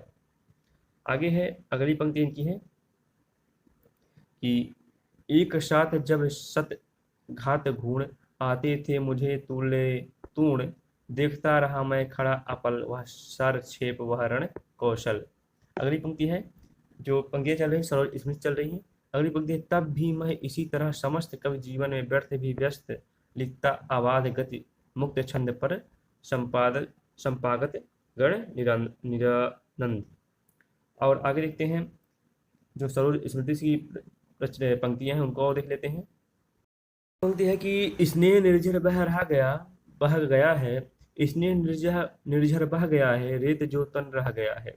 अगली पंक्ति है यौवन के तीर पर प्रथम था आया जब, स्त्रोत सौंदर्य का बीचियों कलरव सुख चुंबित प्रणय का था मधुर आकर्षण में, मंजना वेद मृदुपूर्ता सागर में। अगली पंक्ति है जीर्ण बाहु है शीर्ण शरीर, तुझे बुलाता कृषक अधीर, हे विप्लव के वीर। आगे देखते हैं सुमित्रानंदन पंत की जो रचनाएं हैं उनकी पंक्तियां देख लेते हैं। पहले पंक्ति है छोड़ो द्रुम की मृदु छाया, तोड़ प्रकृति भी माया, बाले तेरे बाल जाल में कैसे उलझा दूं लोचन। इंपॉर्टेंट पंक्ति है, ध्यान देंगे। इंपॉर्टेंट पंक्ति है। अगली जो पंक्ति है कि प्रथम रस का आना रंगड़ी, तूने कैसे पहचाना, कहाँ कहाँ हे बाल विहंगिनी, पाया तुझे यह गाना। अगली पंक्ति है सुमित्रानंद पंत द्वारा रचित है कि अरुण आधरों की पल्लव प्रात, मोतियों सा हिलता हिम हाश। अगली पंक्ति है कि सैकत सभ्या पर दुग्ध धवल, तौंगी गंगा ग्रीष्म विरल, लेटी है शांत क्लांत निश्चल, तापस बाला गंगा निर्मल, शस्य मुख से दीपित मृदु करतल, लहरे ठार पर कोमल कुंतल।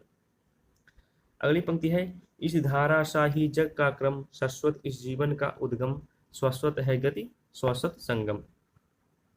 अगली पंक्ति है तुम्हारे छूने में था प्राण, संग में पावन गंगा स्नान, तुम्हारी वाणी में कल्याणी, त्रिवेणी की लहरों गान। इंपॉर्टेंट पंक्ति है, ध्यान देंगे, सुमित्रानंद पंत जी की है।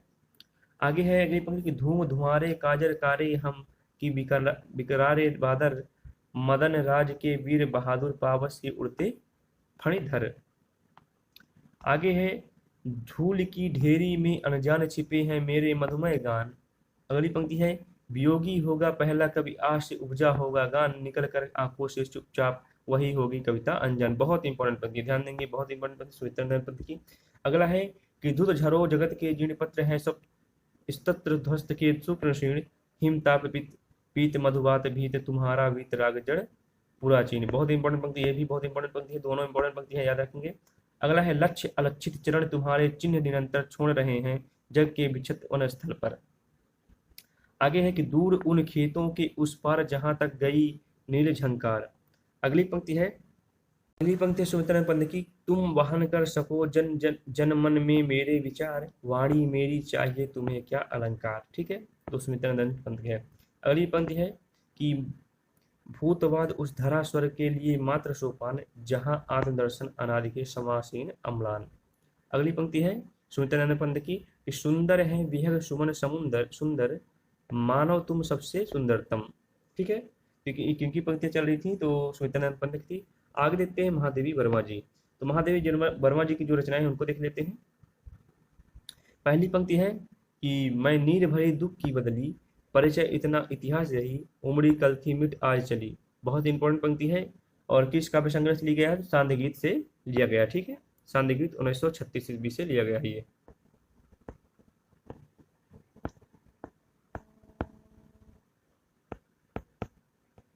सांध्य गीत 1936 से लिया गया है। ठीक है, अगली पंक्ति है, बहुत इंपॉर्टेंट पंक्ति है इनकी, जितनी पंक्ति दी गई हैं कि पर शेष नहीं होगी यह मेरे प्राणों की पीड़ा, तुमको पीड़ा में ढूंढा तुमसे ढूंढेगी पीड़ा।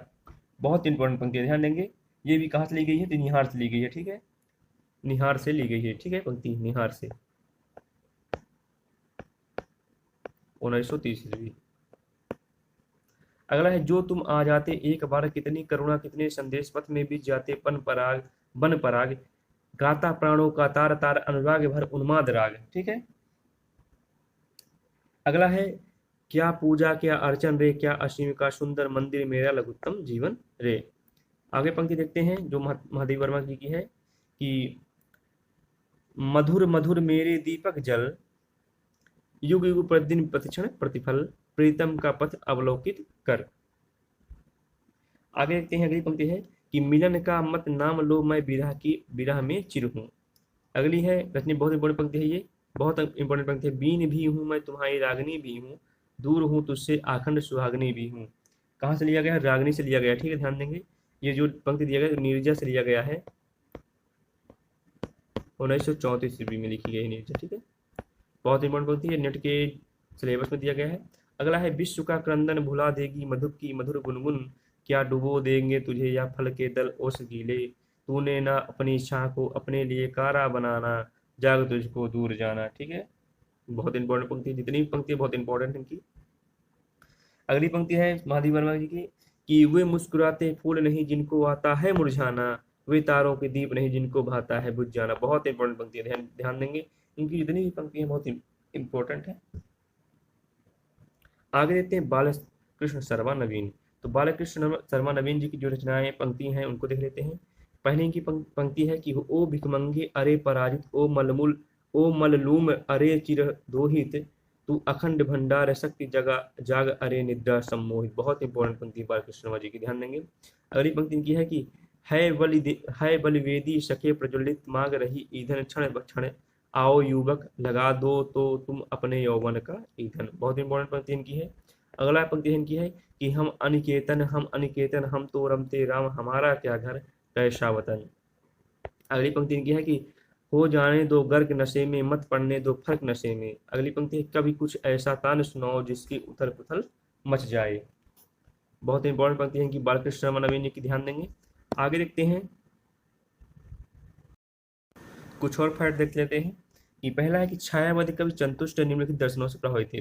तो जो छायावाद के प्रमुख 4 कवि थे उनको देख लेते हैं। पहले कवि जयशंकर प्रसाद कौन से दर्शन से प्रभावित थे? तो शैव दर्शन आनंदवाद के थे। ठीक है, अगले कवि सुमित्रानंदन पंत, ये अद्वैत वेदांत के थे, दर्शन से प्रभावित थे। अगले कवि हैं सुमित्रानंदन पंत, ये अरविंद दर्शन से प्रभावित थे। महादेवी वर्मा बौद्ध दर्शन दुखवाद से प्रभावित थे। ठीक है, ध्यान देंगे, इंपॉर्टेंट है। आगे है पंडित सूर्यकांत त्रिपाठी निराला ने प्रगतिवाद चेतना की अनुप्राणित रचनाएं भी लिखी जो निम्नलिखित हैं। तो जो निराला जी हैं वो प्रगतिवाद चेतना से अनुप्राणित होकर लिखी जो रचनाएं कौन कौन से? तो कुकुर मुत्ता, गर्म पकौड़ी, मास्को डायलॉग्स, नए पत्ते, खजोहरा, रानी और कानी। ठीक है, आगे देखते हैं, सूर्यकांत त्रिपाठी निराला को छायावाद का सालका पुरुष भी कहा जाता है। तो छायावाद का सालका पुरुष किससे कहा जाता है? सूर्यकांत त्रिपाठी जी को कहा जाता है। ध्यान देंगे, छायावाद का सालका पुरुष किससे कहा जाता है? तो सूर्यकांत त्रिपाठी निराला को कहा जाता है। प्रसिद्ध राष्ट्रीय गीत झंडा ऊंचा रहे हमारा की रचना श्यामलाल पार्षद ने सन 1929 में की। यह गीत 1925 में कानपुर कांग्रेस के ध्वजोत्तोलन के समय गाया गया था। तो जो झंडा ऊंचा रहे हमारा जो गीत है कथी छायावाद, आप पढ़ेंगे छायोत्तर काल। छायोत्तर काल को और क्या कहा जाता है? प्रगतिवाद कहा जाता है। इसका समय सीमा क्या है? तो 1936 से 1942 ईस्वी तक है। देखते हैं, ये लखनऊ में अप्रैल 1936 में प्रगतिशील लेखक संघ की स्थापना और प्रथम अधिवेशन के समय से हिंदी प्रगतिवादी आंदोलन की शुरुआत होती है। तो प्रगतिशील लेखक संघ की स्थापना कब हुई? तो 1936 में। और प्रथम अधिवेशन के समय से हिंदी प्रगतिवादी आंदोलन की शुरुआत होती है। ठीक है। इस अधिवेशन के प्रथम अध्यक्ष मुंशी प्रेमचंद थे। तो इस अधिवेशन के प्रथम अध्यक्ष कौन थे? तो मुंशी प्रेमचंद थे। तो ध्यान देंगे। अगला है कि सन 1934 ईस्वी में गोरकी के नेतृत्व में रूस में सोवियत लेखक संघ की स्थापना हुई। यह विश्व का पहला लेखक संगठन था। तो 1934 में गोरकी के नेतृत्व में जो रूस में सोवियत लेखक संघ की स्थापना हुई थी। ठीक है। कब हुई थी? 1934 ईस्वी में। किसके नेतृत्व में? गोरकी के नेतृत्व में। कहाँ हुई थी? रूस में। और यह विश्व का पहला लेखक संगठन था। ठीक है। आगे है कि सन 1935 ईस्वी में हेनरी हेनरी वारबूश की पहल पर पेरिस में E.S. फोस्टर ने प्रगतिशील लेखक संघ प्रोग्रेसिव राइटर एसोसिएशन की स्थापना की। तो 1935 में हेनरी बारबूश की पहल पर पेरिस में E.M. फोस्टर ने प्रगतिशील लेखक संघ की स्थापना की थी। E.M. फोस्टर ने प्रगतिशील लेखक संघ की स्थापना की थी। ध्यान ध्यान देंगे। आगे है कि मुल्क राज आनंद, सज्जाद जाहिर, ज्योति घोष, K.M. भट्ट, हिरेन मुखर्जी, एस सिन्हा और मोहम्मद दीन तासीन ने भारत की तरफ से सर्वप्रथम इंग्लैंड में जुलाई 1935 में भारतीय प्रगतिशील लेखक संघ की गठन किया था। ध्यान देंगे। जो भारतीय प्रगतिशील लेखक संघ का गठन कब हुआ? तो जुलाई 1935 में किया गया। इसमें किन्होंने भाग लिया था? तो मुल्क राज आनंद, सज्जाद जाहिर, ज्योति घोष, K.M. भट्ट, हिरेन मुखर्जी, एस सिन्हा और मोहम्मद दिन तासीन ने भारत की तरफ से भाग लिए थे।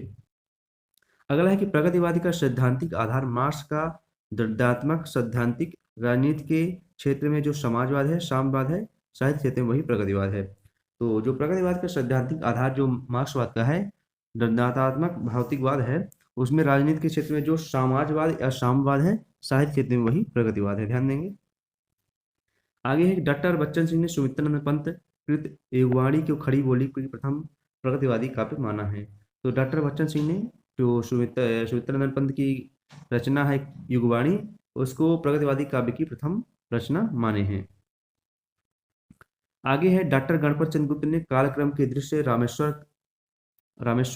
करुणकृत ब्रजभाषा काव्य करुण सत्सई के प्रथम प्रगतिवादी काव्य और काव्य माना है। तो गणपत चंद्र गुप्त ने जो कार्यक्रम दृश्य देखते हैं तो रामेश्वर करुण की कृत जो ब्रजभाषा काव्य है करुण सत्सई, उसको प्रगतिवादी कवि और काव्य माना है। मतलब प्रथम प्रगतिवादी कवि किन्हें माना है? तो रामेश्वर करुण को। और इनकी रचना कौन है? करुण सत्सई को माने हैं। आगे देते हैं प्रमुख कवि कालक्रम अनुसार देखते हैं। तो जो प्रगतिवाद के प्रमुख कवि उनको देख लेते हैं, कालक्रम के अनुसार से देख लेते हैं। पहले कवि हैं केदारनाथ अग्रवाल का केदारनाथ अग्रवाल। तो केदारनाथ अग्रवाल के बारे में देखते हैं। तो केदारनाथ अग्रवाल का जन्म कब हुआ? 1911 ईस्वी में हुआ। और मृत्यु कब हुई? 2000 ईस्वी में हुआ। इनका जन्म स्थान कौन सा है? तो कामसिन है, बांदा में पड़ता है। और माता पिता का नाम था? तो पिता का नाम था हनुमान प्रसाद और माता पिता का नाम था घिसट्टो। पत्नी क्या नाम था इनके? पार्वती था। और इनकी प्रथम काव्य संग्रह कौन सी? युग की गंगा। ध्यान देंगे। इनकी प्रथम काव्य संग्रह कौन सी? युग की गंगा है। केदारनाथ अग्रवाल अपनी काव्य यात्रा के आरंभिक दौर में बालिंदु उपनाम से चनाई करते थे। तब वे ब्रजभाषा में कवित सवेत छंद में लिखते थे। तो इन्होंने आरंभिक दौर में किस नाम से रचनाएं करते थे? तो बालिंदु उपनाम से रचनाएं करते थे। ध्यान देंगे, बहुत इंपॉर्टेंट है। और ये ब्रजभाषा में कवित सवेत छंद में लिखते थे पहले। ठीक है। आगे देखते हैं। केदारनाथ अग्रवाल ने देश विदेश के तमाम कवियों की कविताओं का अनुवाद देश विदेश की कविताएं शीर्षक से किया है। तो केदारनाथ अग्रवाल ने जो देश विदेश के तमाम कवि थे, जो प्रमुख कवि थे, उनकी कविताओं का अनुवाद किए थे। किस शीर्षक से किए थे? तो देश विदेश की कविताओं शीर्षक से किए थे। ध्यान देंगे। आगे देख लेते हैं जो इनकी प्रमुख रचनाएं हैं, उनको देख लेते हैं, कालक्रम अनुसार देख लेते हैं। पहली इनकी रचना है युग की गंगा। ध्यान देंगे। इनकी प्रथम रचना कौन सी है? युग की गंगा है, जो 1947 में प्रकाशित हुई। दूसरी कौन सी रचना है? नींद के बादल। तीसरी रचना कौन सी है? लोक और आलोक, जो 1957 ईस्वी में। फूल नहीं रंग बोलते हैं, 1965 ईस्वी। और अगली रचना है आग का आईना, 1970 ईस्वी। अगली रचना है गुल मेहंदी, जो 1978 ईस्वी में रचना हुई। और अगली रचना है पंख और पतवार, 1979 ईस्वी में। और अगली रचना है बम्बई करा था स्नान 1981 ईस्वी में। हे मेरी तुम 1981 ईस्वी में। मार प्यार की थापे 1981 ईस्वी में। और अगली रचना इनकी है कहे केदार खरी खरी 1983 ईस्वी में, ध्यान देंगे। अपूर्वा 1984 ईस्वी में, ये बहुत इंपॉर्टेंट रचना, ध्यान देंगे। जमुन जल तुम 1984 ईस्वी में। बोले बोल अबोल 1985 ईस्वी में। जो शिलाएं तोड़ते हैं 1985 ईस्वी में। आत्मगंध 1988 ईस्वी में। अनहारी हरियाली 1990 ईस्वी में। और खुली आंखें खुले डैनों 1993 ईस्वी में।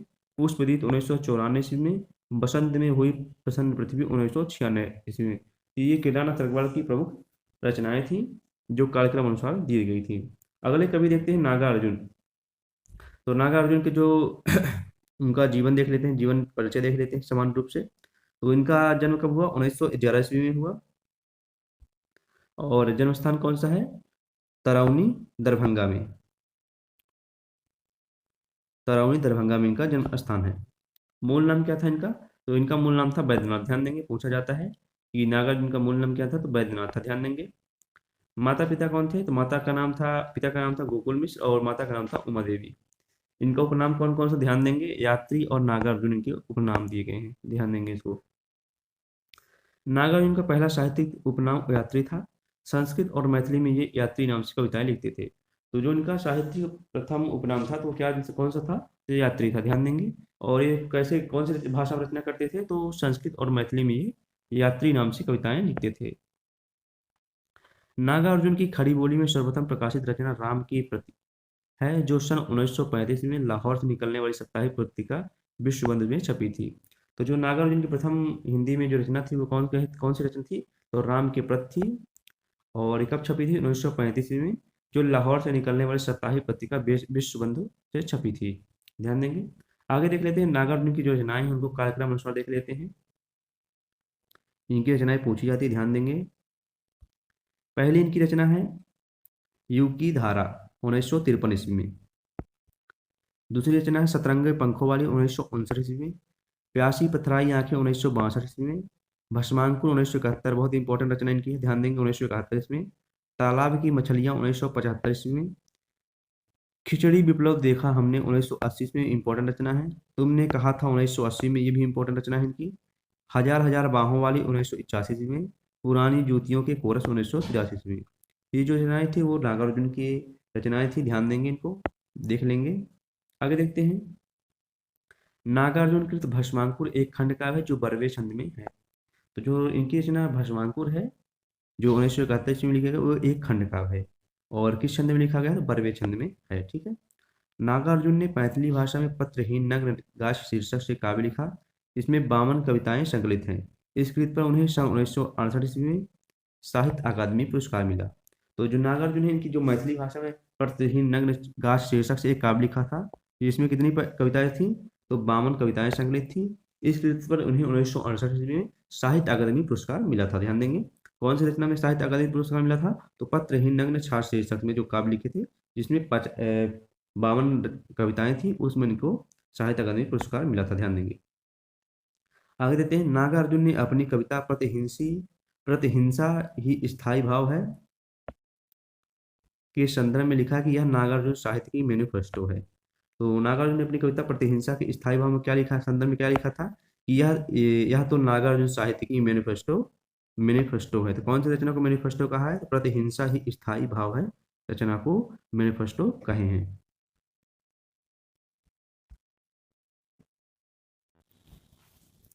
डॉक्टर बच्चन सिंह ने नागार्जुन की कविताओं को नुक्कड़ कविता की संज्ञा दी है।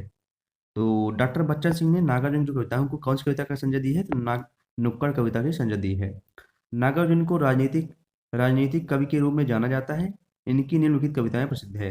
तो ये कैसे कवि थे? तो राजनीतिक कवि थे, ध्यान देंगे। नागार्जुन कैसे कवि थे? तो राजनीतिक कवि थे। और इनकी जो रचनाएं, उनको प्रसिद्ध कविताएं उनको देख लेते हैं, प्रसिद्ध कविताएं उनको देख लेते हैं।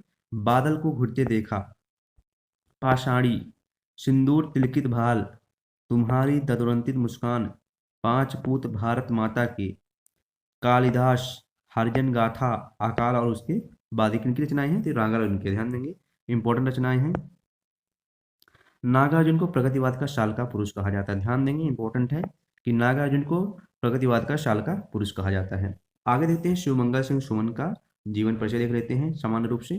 तो इनका जन्म कब हुआ, शिवमंगल सिंह सुमन जी का? तो शिवमंगल सिंह सुमन जी का जन्म हुआ कब? 1915 ईस्वी में। और मृत्यु कब हुई? 2002 ईस्वी में। जन्म स्थान कहाँ है? तो झगरपुर, उन्नाव में। और मूल नाम क्या है इनका? शिवमंगल सिंह ही है। और उपनाम क्या है? सुमन है। ध्यान दें, उपनाम कौन सा है? सुमन है।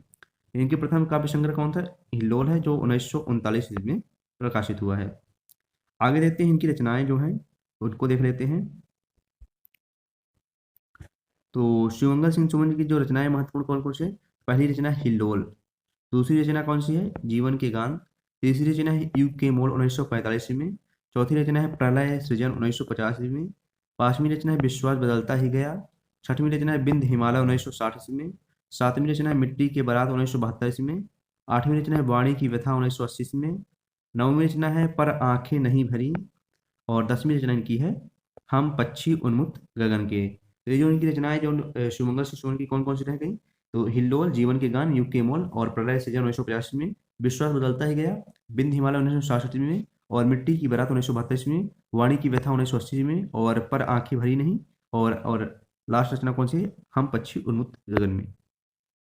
आगे है कि शिवमंगल सिंह सुमन की प्रसिद्ध कविताएं निम्न है: गुनिया के यौवन, कलकत्ते का अकाल और चल रही कुदाली। तो शिवमंगल सुमन की प्रसिद्ध कविताएं कौन कौन सी हैं जो प्रमुख दी गई हैं? तो उनमें पहली दी गई है गुनिया का यौवन, कलकत्ते का अकाल और चल रही कुदाली। आगे देखते हैं अगले कवि हैं वासुदेव सिंह त्रिलोचन का संक्षिप्त जीवन वृत्त निम्न है। तो ये जो कर चल रहा है प्रगतिवाद के कवि हैं, इनको ध्यान देंगे। तो अगले जो हमारे कवि हैं वासुदेव सिंह त्रिलोचन, इनके बारे में जानकारी प्राप्त करते हैं। तो वासुदेव सिंह का जो जन्म कब हुआ? 1917 ईस्वी में हुआ। और 2007 में इनकी मृत्यु हुई। जन्म स्थान कौन सा है? चिरानी पट्टी, सुल्तानपुर इनका जन्म स्थान है। मूल नाम क्या है? वासुदेव सिंह इनका मूल नाम है। उपनाम क्या है? त्रिलोचन। ध्यान देंगे, उपनाम कौन सा है? त्रिलोचन। प्रथम काव्य संग्रह कौन सा है? धरती है, जो 1945 ईस्वी में प्रकाशन हुआ है। गजानन माधा मुक्तिबोध ने त्रिलोचन को अवध का किसान कहा है। बहुत इंपॉर्टेंट है, ध्यान देंगे कि गजानंद माधा मुक्तिबोध ने त्रिलोचन को अवध का किसान कहा है। तो त्रिलोचन को अवध का किसान किसने कहा है? तो गजानन माधा मुक्तिबोध ने कहा है। आगे देख लेते हैं इनकी जो रचनाएं हैं उनको देख लेते हैं कार्यक्रम के अनुसार। पहली रचना है धरती 1945 ईस्वी।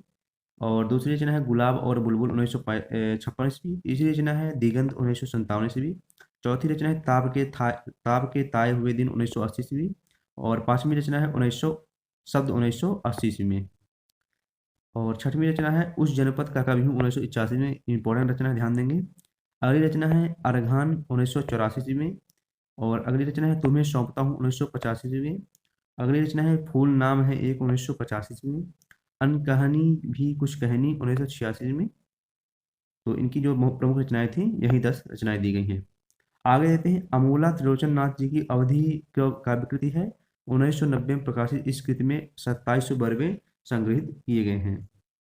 कि जो अमोला है, अमोला जो रचना है त्रिलोचन जी की अवधि काव्य कृति है, तो अवधि में ये लिखी गई है। ये 1990 ईस्वी में प्रकाशित की गई थी, जिसमें 2700 वर्गे संग्रहित हैं, ध्यान देंगे। आगे देखते हैं हिंदी में सानेट लिखने के लिए त्रिलोचन शास्त्री प्रसिद्ध हैं। तो हिंदी में जो सानेट लिखने के लिए कौन प्रसिद्ध हैं? त्रिलोचन शास्त्री जी प्रसिद्ध हैं, ध्यान देंगे। रागे राघव 1923 से 1963 इनका जीवन काल है। रागे राघव का मूल नाम त्रयंबक वीर राघवाचार्य है। इनका मूल नाम क्या था? त्रयंबक वीर राघवाचार्य है, ध्यान देंगे। रागे राघव का जो मूल नाम था त्रयंबक वीर राघवाचार्य है। रागे राघव ने 3 आख्यात्मक काव्य लिखे जो निम्न में है। इनकी जो प्रमुख 3 आख्यात्मक काव्य कौन कौन देख लेते हैं। अजेय खंडहर 1944 ईस्वी। मेधावी 1947 ईस्वी। पंचाली 1955 ईस्वी। ध्यान देंगे, ये इनके आख्यानात्मक काव्य हैं। अजेय खंडहर में 3 शीर्षक हैं। जो इनकी रचना अजेय खंडहर है, इसके 3 शीर्षक हैं। पहले कौन सा है? झंकार, ललकार, हुंकार से स्थालग्राद युद्ध के कतिपय स्थलों का वर्णन किया गया है। तो इसमें किसका वर्णन किया गया है? स्थालग्राद युद्ध के कतिपय स्थलों का वर्णन किया गया है। आगे है राघव राघव के 2 अन्य पुस्तक काव्य हैं जो निम्न है। इनकी जो अन्य 2 पुस्तकें कौन कौन सी हैं? पिघलते पत्थर 1946 ईस्वी और राह के दीपक। ये इनकी 2 महत्वपूर्ण पुस्तक हैं। पिघलती पत्थर 1946 ईस्वी और राह के दीपक। पहले कवि हैं केदारनाथ अग्रवाल जी। तो इनकी जो पहली पंक्ति है उनको देख लेते हैं। पंक्ति पहली है इनकी कि धूप चमकती है चांदी की साड़ी पहने, मैके में आई बेटी की तरह मगन है। ध्यान देंगे, इंपॉर्टेंट पंक्ति है। दूसरी इनकी पंक्ति है कि एक बीते के बराबर यह हरा ठिगना चना, बांधे मुरैठा शीश पर छोटे गुलाबी फूल का। ये दूसरी इनकी पंक्ति किनकी है? केदारनाथ अग्रवाल की। आगे इनकी तीसरी पंक्ति देखते हैं। तीसरी पंक्ति है कि मैंने उसको जब जब देखा, लोहे जैसे तपते देखा, गलते देखा, ढलते देखा, मैंने उसको गोली जैसे चलते देखा। बहुत इंपॉर्टेंट पंक्ति, ध्यान देंगे ये कि मैंने उसको जब जब देखा, लोहे जैसे तपते देखा, गलते देखा, ढलते देखा, मैंने उसको गोली जैसे चलते देखा। अगली पंक्ति है इनकी कि आज का लेखन आग के अंगूठे की, क्रांतिकारी कतार का बंदूक मार लेखन का। ठीक है। अगली पंक्ति इनकी है कि कविता यूं ही बन जाती है बिना बनाए, क्योंकि हृदय में तड़प रही है याद तुम्हारी। बहुत इंपॉर्टेंट पंक्ति, भी ध्यान देंगे। अगली पंक्ति है कि माझी न बजाओ वंशी मेरा प्रण टूटता, मेरा प्रण टूटता जैसे तन टूटता। ध्यान देंगे। आगे इनकी पंक्ति देखते हैं। अगली पंक्ति है कि बाप बेटा बेचता है भूख से बेहाल होकर, धर्म धीरज प्राण खोकर। बाप बेटा बेचता है भूख से बेहाल होकर, धर्म धीरज प्राण खोकर। अगली पंक्ति है कि कांग्रेस की राज में आयो नहीं बसंत, अपत कटीली डाल के गावत हैं कुलवंत। ठीक है। अगली पंक्ति देखेंगे कि काटो काटो काटो, काटो काटो काटो, करवी मारो मारो हासिया, हिंसा और अहिंसा क्या, जीवन में बड़े हिंसा क्या। तो ये पंक्तियां किनकी थी? तो केदारनाथ अग्रवाल जी की हैं। अगले जो कवि हैं नागार्जुन जी। तो नागार्जुन की पंक्ति देखते हैं। पहली नागार्जुन की कवि पंक्ति है क्या है कि जन जन में जो ऊर्जा भर दे, मैं उदकता हूँ उस रवि का। ठीक है। अगली इनकी पंक्ति देखते हैं कि याद आती है, याद आता मुझे अपनी तरौनी ग्राम, याद आती लीचियाँ और आम।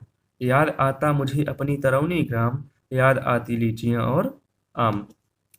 आगे इनकी पंक्ति देखते हैं कि कई दिनों तक चूल्हा रोया। इंपॉर्टेंट पंक्ति है, बहुत इंपॉर्टेंट पंक्ति, ध्यान देंगे, बहुत महत्वपूर्ण पंक्ति है ये कि कई दिनों तक चूल्हा रोया, चक्की रही उदास, कई दिनों तक कानी कुतिया सोई उसके पास। बहुत इंपॉर्टेंट पंक्ति, ध्यान देंगे इसको। अगली पंक्ति है कालिदास सच सच बतलाना, इंदुमती के मृत्यु शोक से, आज रोया या तुम रोए थे, कालिदास तुम सच सच बतलाना। बहुत महत्वपूर्ण पंक्ति है इनकी, ध्यान देंगे। बहुत महत्वपूर्ण पंक्ति है कि कालिदास सच सच बतलाना, इंदुमती के मृत्यु शोक से, आज रोया या तुम रोए थे, कालिदास तुम सच सच बतलाना। आगे इनकी पंक्ति देखते हैं। अगली पंक्ति है कि खून खाए शहतीरों पर, 12 खड़ी विधाता बाँचे, फटी भीत है चतचूती, आले पर बिस्तुइया नाचे। अगली पंक्ति है कि अमर धवल गिर के शिखरों पर बादल को गिरते देखा। बहुत महत्वपूर्ण पंक्ति है, नागार्जुन की, ध्यान देंगे ये। अगला है 5 पूत भारत माता के, दुश्मन था खूंखार, गोली खाकर एक मर गया बाकी रह गए 4। इंपॉर्टेंट पंक्तियां हैं। अगले जो हमारे कवि हैं त्रिलोचन है। त्रिलोचन जी की पंक्ति देख लेते हैं। पहली पंक्ति है त्रिलोचन की कि मुझे जगत जीवन का प्रेमी, बना रहा है प्यार तुम्हारा। दूसरी पंक्ति क्या है? यूं ही कुछ मुस्कुरा कर तुमने परिचय की वह गांठ लगा दी, जड़ता है जीवन की पीड़ा, निस्तरण पाषाणी कीड़ा, तुमने अनजाने वह पीड़ा, छब के सर से दूर भगा दी। ये किनकी पंक्तियां थी? ये त्रिलोचन की पंक्तियां थी। ठीक है। आगे देते हैं रामधारी सिंह दिनकर के बारे में जानकारी लेते हैं। इनके बारे में, इनकी जो रचनाएं और इनकी जो महत्वपूर्ण पंक्तियां हैं उनको भी देख लेते हैं। तो दिनकर जी का जन्म कब हुआ? 1908 ईस्वी में हुआ। पूरा नाम क्या था? रामधारी सिंह दिनकर। दिनकर नाम इनको उपाधि में मिली। और इनका जो जन्म हुआ 1908 ईस्वी में हुआ और मृत्यु कब हुई? 1974 ईस्वी में। ध्यान देंगे, 1974 ईस्वी में की मृत्यु हुई। तो देखते हैं इनके बारे में कि रामधारी सिंह दिनकर के काव्य में राष्ट्रीय सांस्कृतिक चेतना तथा प्रगतिवादी चेतना दोनों विद्यमान है। तो इनकी जो काव्य पंक्तियों में क्या क्या मिलता है कि रचनाओं में? तो राष्ट्रीय सांस्कृतिक चेतना मिलती है और प्रगतिवादी चेतनाओं दोनों विद्यमान है। ध्यान देंगे। रामधारी सिंह दिनकर को समय शूर तथा आधैर्य कवि भी कहा जाता है। तो इनको कौन कौन सी कहा जाता है? तो इनको दिनकर को समय शूर तथा अधैर्य का कवि कहा जाता है। ध्यान देंगे, इंपॉर्टेंट है ये दोनों, ध्यान देंगे, समय शूर और अधैर्य कवि, किन्हें कहा जाता है? तो ये रामधारी सिंह दिनकर को कहा जाता है। इनकी जो रचनाएं हैं उनको देख लेते हैं, जो प्रमुख कृतियां हैं उनको देख लेते हैं। बहुत महत्वपूर्ण रचनाएं हैं, इनको ध्यान देंगे। लगभग हिंदी से संबंधित सभी जितने भी इस समय एग्जाम हो रहे हैं सभी में इनका तो महत्वपूर्ण रूप से पूछा जा रहा है। तो पहली इनकी रचना है रेणुका, कब हुई? 1935 ईस्वी की। दूसरी रचना है हुंकार, 1939 में। तीसरी रचना है रसवंती, 1940 ईस्वी में। चौथी रचना है दृंदगीत, 1940 ईस्वी में। कुरुक्षेत्र, 1946 में। प्रबंध काव्य, ध्यान देंगे, कुरुक्षेत्र बहुत महत्वपूर्ण रचना है इनकी, ध्यान देंगे। सामधेनी, 1947 ईस्वी में।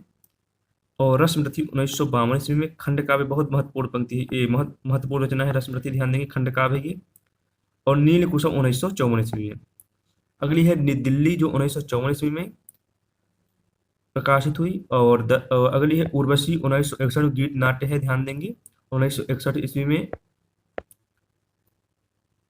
ध्यान देंगे, ये उर्वशी भी बहुत महत्वपूर्ण रचना है। अगली है परशुराम की प्रतिज्ञा, 1963 ईस्वी में, ठीक है। और अगली रचना है आत्मा की आंखें, 1964 ईस्वी में। अगली रचना है हारे के हरिनाम, धूप और धुआं, 1951 ईस्वी में। और नीम के पत्ते, इतिहास के आंसू, 1951 ईस्वी में।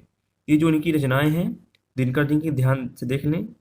रेणुका 1935 में प्रकाशित हुई। हुंकार 1939 में। रसवंती 1940 में। दृंदगीत 1940 में। कुरुक्षेत्र 1946 में जो प्रबंध काव्य है। सामधेनी 1947 में। रसमरथ 1952 में खंड काव्य है। नील कुसुम 1954 में। दिल्ली 1954 में। उर्वशी 1961 गीत नाट्य, ध्यान देंगे। परशुराम की प्रतिज्ञा 1963 में।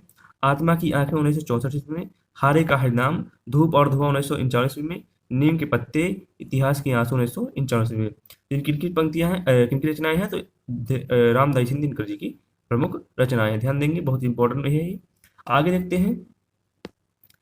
आगे है कि दिनकर ने मैथिली शरण गुप्त के सामने स्वयं को महज डिप्टी राष्ट्र कवि ही माना है। तो दिनकर जी ने मैथिली शरण गुप्त के सामने कैसा कवि माना है अपने को? तो महज डिप्टी राष्ट्र कवि ही माना है, ठीक है। आगे है कि दिनकर को उर्वशी महाकाव्य के लिए सन 1972 में ज्ञानपीठ पुरस्कार प्रदान किया गया। तो दिनकर को कब ज्ञानपीठ पुरस्कार प्राप्त किया गया? तो इनको 1972 में भारतीय ज्ञानपीठ पुरस्कार मिला है। किस रचना में मिला है? तो उर्वशी महाकाव्य में मिला गया, ध्यान देंगे।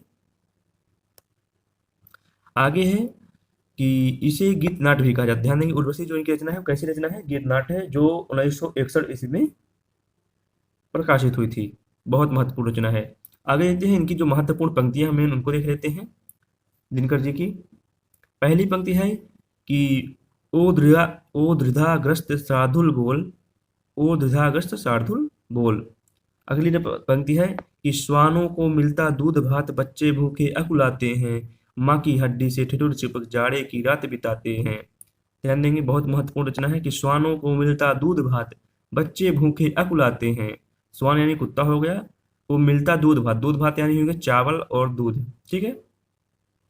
बच्चे भूखे अकुलाते हैं, बच्चे जो है भूखे रह रहे हैं। माँ की हड्डी से ठिठुर चिपक जाड़े की रात बिताते हैं, जो अपने माँ के हड्डी में ठिठुर कर अपने जाड़े को बचाते हैं, उनसे चिपक कर, ठीक है।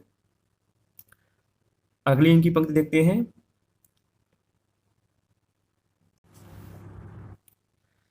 अगली पंक्ति जो है इनकी रामधारी सिंह दिनकर जी की कि हटो व्योम के मेघ पंथ से, स्वर्ग लूटने हम आते, दूध दूध ओ वस्त तुम्हारा, दूध खोजने हम आते। अगली पंक्ति है रे रोक युधिष्ठिर को ना यहाँ, जाने दे उनको स्वर्ग धीर, यह फिरा हमें गांडीव गदा, लौटा दे अर्जुन भीम वीर, ठीक है। तो और आगे देखते हैं, अब हम देखते हैं प्रयोगवाद और नई कविताएं। तो प्रयोगवाद नई कविता के बारे में जानकारी प्राप्त करते हैं। तो प्रयोगवाद कब आता है? तो प्रगतिवाद के बाद आता है, ठीक है। 1942 इसका शुरू होता है और 1936 1922 तक प्रगतिवाद रहता है। प्रयोगवाद 1942 से प्रारंभ होता है। तो देखते हैं, प्रयोगवाद का प्रारंभ 1943 में सच्चिदानंद हीरानंद बच्चायन अज्ञे के संपादकत्व के प्रकाशित तार सप्तक से माना जाता है। तार सप्तक में 7 कवि संग्रहित हैं। तो ये कब से माना जाता है आरंभ इसका? प्रयोगवादी का, प्रयोगवाद का। और क्या कहा जाता है? नई कविता भी कहा जाता है, ध्यान देंगे, नई कविता भी कहा जाता है। तो प्रयोगवाद का आरंभ कब हुआ? 1943 में हुआ। किनके संपादकत्व में हुआ? तो सच्चिदानंद हीरानंद बच्चायन अज्ञे के संपादकत्व में हुआ। और कब से माना जाता है? जब तार सत्ता की रचना मानी जाती है, जो 1943 से तभी से प्रयोगवाद का समय माना जाता है। ठीक है, आगे है कि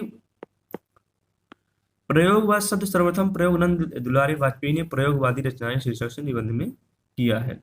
तो प्रयोगवाद शब्द का सर्वप्रथम प्रयोग कहाँ मिला है? तो नंद दुलारी वाजपेयी जी के जो प्रयोगवादी रचनाएं हैं, शीर्षक से रचना निबंध है एक, प्रयोगवादी रचनाएं एक निबंध है नंद दुलारी वाजपेयी, उसी में प्रयोगवाद शब्द का सर्वप्रथम मिला है। आगे रहते हैं, नंद दुलारी वाजपेयी ने प्रयोगवाद को बैठे थाले का धंधा कहा है। ध्यान देंगे, नंद दुलारी वाजपेयी ने प्रयोगवाद को क्या कहा है? बैठे थाले का धंधा कहा है। ठीक है, ध्यान देंगे।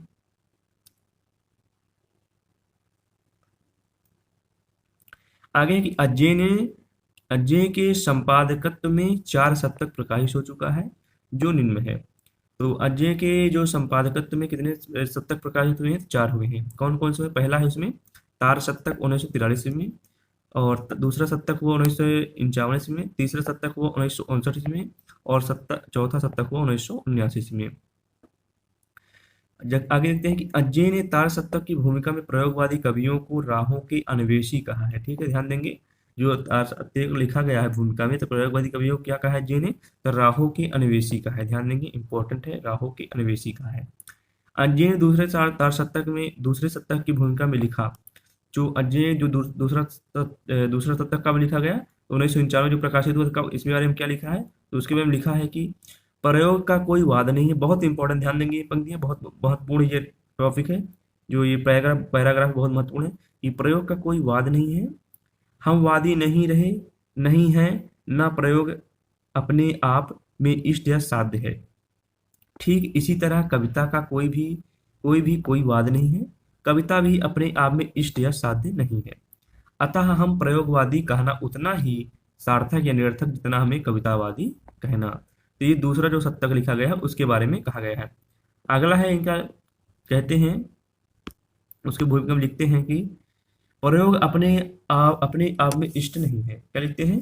कि प्रयोग अपने आप में इष्ट नहीं है, वह साधन है और दोहरा साधन है, क्योंकि एक तो वह उस सत्य को जानने को साधन है जिसे कवि प्रेषित करता है, और दूसरे वह उस प्रेषण की क्रिया को उसके साधनों को जानने के लिए साधन होता है। तो ये दूसरा शतक जो है उसके बारे में लिखा है। आगे देखते हैं, तार शतक जो 1943 में संकलित किया गया है, उसके लिए कार्यक्रम जो दिया गया है उसको देख लेते हैं कि तार शतक 1943 में संकलित कवियों का कार्यक्रम अनुसार देख लेते हैं। ठीक है, अजय, पहले कवि कौन से? अजय। इनका जन्म मृत्यु क्या है? 1911 से 1987 ईस्वी तक। जन्म स्थान कौन सा है? देवरिया है। ठीक है, अगले कवि कौन है? रामविलास शर्मा, जो 1912 से 2000 ईस्वी तक इनका जीवन है, और किस गांव में जन्म स्थान है? उन्नाव। ठीक है, आगे है गजानन माधव मुक्तिबोध। गजानन माधव मुक्तिबोध 1917 से 1964 ईस्वी तक, इनका जन्म स्थान कहाँ है? ग्वालियर है। ठीक है, प्रभाकर माचवे बलवंत, इनका कहाँ है जन्म स्थान? 1917 से 1995 ग्वालियर में। ठीक है, नेमिचंद्र जैन 1918 ईस्वी में इनका जन्म है, और कहाँ जन्म स्थान है? आगरा है। गिरिजा कुमार माथुर 1918 से 1994 ईस्वी तक, कहाँ जन्म स्थान है? मध्य प्रदेश में। ठीक है, भारत भूषण अग्रवाल, ध्यान देंगे, 1919 ईस्वी से 1975 ईस्वी मथुरा में इनका जन्म स्थान है। ये जो तार सप्तक 1943 उनके काल कवियों को ध्यान है, उन कवियों का नाम है जो प्रथम तार सप्तक में शामिल थे। ठीक है, आगे रहते हैं दूसरे शतक में जो 1991 में प्रकाशित हुआ, तो उनके बारे में देख लेते हैं, जो कवि हैं उनके बारे में, कौन कौन से कवि हैं उनका देख लेते हैं।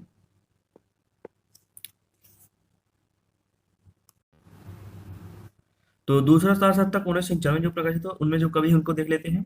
पहले कवि हैं उनमें से शमशेर बहादुर सिंह। दूसरे, इनका जन्म स्थान क्या है? 1911 से 1993 इनका जन्म मृत्यु है, और देहरादून इनका जन्म स्थान है। दूसरे कवि हैं दूसरे तार सप्तक के भवानी प्रसाद मिश्र, इनका जन्म 1913 है 1950 ईस्वी तक होशंगाबाद में। ठीक है, तीसरे कवि है शांकुंत माथुर, 1922 ईस्वी में इनका जन्म हुआ, कहाँ जन्म स्थान है? दिल्ली है। हरिनारायण घनश्याम व्यास 1923 ईस्वी में, जो मध्य प्रदेश में इनका जन्म स्थान है। नरेश मेहता 1924 ईस्वी में, गुजरात में। ठीक है, धर्मवीर भारती 1926 1997 ईस्वी इनका जन्म मृत्यु है, इलाहाबाद में इनका जन्म हुआ था। रघुवीर सहाय 1929 ईस्वी से 1990 ईस्वी तक लखनऊ में इनका जन्म हुआ है। तो दूसरे तार सप्तक कौन कौन कवि हैं? तो शमशेर बहादुर सिंह, भवानी प्रसाद मिश्र, शाकुंत माथुर, हरिनारायण घनश्याम व्यास, नरेश मेहता, धर्मवीर भारती, रघुवीर रघुवीर सहाय। इसको याद करने के लिए आप शार्ट में बना सकते हैं कि शमशेर भवानी शकुंतला हरि नरेश धर्म रघुवीरा। तो शमशेर हो जाएंगे शमशेर सिंह हो जाएंगे, भवानी सिंह हो जाए भवानी मिश्र हो जाएंगे, शकुंतला माथुर हो जाएंगे शकुंतला से, हरि नरेश हरि यानी हरि नारायण हो जाएंगे, नरेश यानी नरेश मेहता हो जाएंगे, धर्म रघुवीरा तो धर्म से हो गया धर्मवीर भारती हो जाएंगे, रघुवीरा यानी रघुवीर सहाय। तो शमशेर भवानी शकुंतला हरि नरेश धर्म रघुवीरा। ऐसे ही आप प्रथम शतक के जो कवि उनको भी याद कर सकते हैं। ये अज्जेय राम गज प्रभा नेम गिरजा भरत भू। तो अज्जेय से क्या हो जाएगा? तो अज्जेय जी हो जाएंगे। राम से क्या हो जाएंगे? रामविलास शर्मा हो जाएंगे। गज से हो जाएंगे गजानन माधव मुक्ति बोध हो जाएंगे। प्रभा से हो जाएंगे प्रभाकर माचवे बलवंत हो जाएंगे।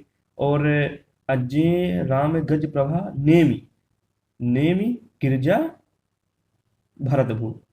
तो नेम यानी होंगे नेमचंद्र जैन हो जाएंगे, और गिरिजा से हो जाएंगे गिरिजा कुमार माथुर हो जाएंगे, और भारत भूषण हो जाएंगे भारत भूषण अग्रवाल हो जाएंगे।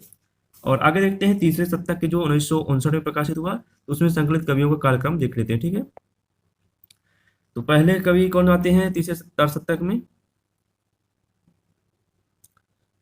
पहले कवि आते हैं प्रयाग नारायण त्रिपाठी। इनका जन्म कब हुआ? 1979 में, और जन्म स्थान का है रायबरेली। ठीक है। मदन वत्सायन कब हुआ? 1922 में इनका जन्म हुआ। तीसरे कवि है विजय देव नारायण शाही, बहुत इंपॉर्टेंट कवि हैं देंगे। 1924 से 1982 ईस्वी तक इनका जन्म मृत्यु है, और काशी में इनका जन्म हुआ है। कुंवर नारायण 1927 में इनका जन्म हुआ है, फैजाबाद स्थान में हुआ है। ठीक है। सर्वेश्वर दयाल सक्सेना 1927 से 1983 में इनका जन्म मृत्यु है, और बस्ती ग्राम में इनका जन्म हुआ है। केदारनाथ सिंह 1932 में, और कीर्ति चौधरी 1935 में, जो उन्नाव में हुआ है। ठीक है। तो ये जो तीसरे शतक के जो कवि हैं कौन कौन से हैं? तो प्रताप नारायण त्रिपाठी, प्रयाग नारायण त्रिपाठी, मदन वत्सायन, विजय देव नारायण शाही, कुंवर नारायण, सर्वेश्वर दयाल सक्सेना, केदारनाथ सिंह, कीर्ति चौधरी। ध्यान देंगे, इनको भी याद करने के लिए आप शॉर्ट बना सकते हैं कि प्रयाग मदन विजय कुमार सर्वेश सर्वेश केदार कीर्ति। तो प्रयाग नारायण हो जाएंगे, मदन वत्सायन हो जाएंगे, विजय देव नारायण शाही हो जाएंगे, कुंवर नारायण हो जाएंगे, सर्वेश्वर दयाल सक्सेना हो जाएंगे, केदार सिंह हो जाएंगे, कीर्ति चौधरी। इनका जो प्रथम अक्षर को ले सकते हैं, प्रयाग मदन विजय कुंवर सर्वेश्वर केदार कीर्ति। ठीक है, इतना आप सार्टिक बना सकते हैं। आगे देखते हैं जो चौथा तार सप्तक का वो प्रकाशित हुआ, तो 1979 ईस्वी में प्रकाशित हुआ चौथा तार सप्तक। ठीक है, तो चौथे तार सप्तक के बारे में जानकारी प्राप्त करते हैं। तो 1979 में चौथा तार सप्तक प्रकाशित हुआ, और इसमें प्रमुख कवि कौन कौन से थे उनको देख लेते हैं। अवधेश कुमार, राजकुमार कुंभज, स्वदेश भारती, नंद किशोर, आचार्य, सुमन राजे, श्रीराम वर्मा, राजेंद्र किशोर, 7 कवि थे। ठीक है, चौथे तार सप्तक में। आगे देखते हैं कि प्रयोगवाद का प्रवर्तन करने का श्रेय सच्चिदानंद हिरन वत्सायन अज्जेय को दिया जाता है। तो प्रयोगवाद का प्रवर्तन करने में किसको श्रेय दिया जाता है? तो अज्जेय जी को दिया जाता है। ठीक है। डॉक्टर रामविलास शर्मा लिखते हैं कि प्रयोगवादी कविता में युग से उत्पन्न अनास्था, शंका, घुटन, कुंठा, भाग्यनशा में से एक नए पथ के अन्वेषण की व्याकुल भावना दिखाई पड़ती है। ये कवि एक नए मार्ग से अनुसंधान करने के लिए व्याकुल हैं। तो किनकी पंक्तियां हैं ये? तो रामविलास शर्मा जी कहते हैं। क्या कहते हैं कि प्रयोगवादी कविता में युग से उत्पन्न अनास्था, शंका, घुटन, कुंठा, भाग्यनाशा में से एक नए पथ के अन्वेषण की व्याकुल भावना दिखाई पड़ती है। ये कवि एक नए मार्ग का अनुसंधान करने का व्याकुल होता है। आगे देखते हैं कि प्रयोगवाद की प्रमुख प्रवृत्तियां। तो प्रयोगवाद की प्रमुख प्रवृत्तियां कौन सी है भी देख लेते हैं, ध्यान देंगे, इंपॉर्टेंट है ये प्रयोगवाद की प्रमुख प्रवृत्तियां।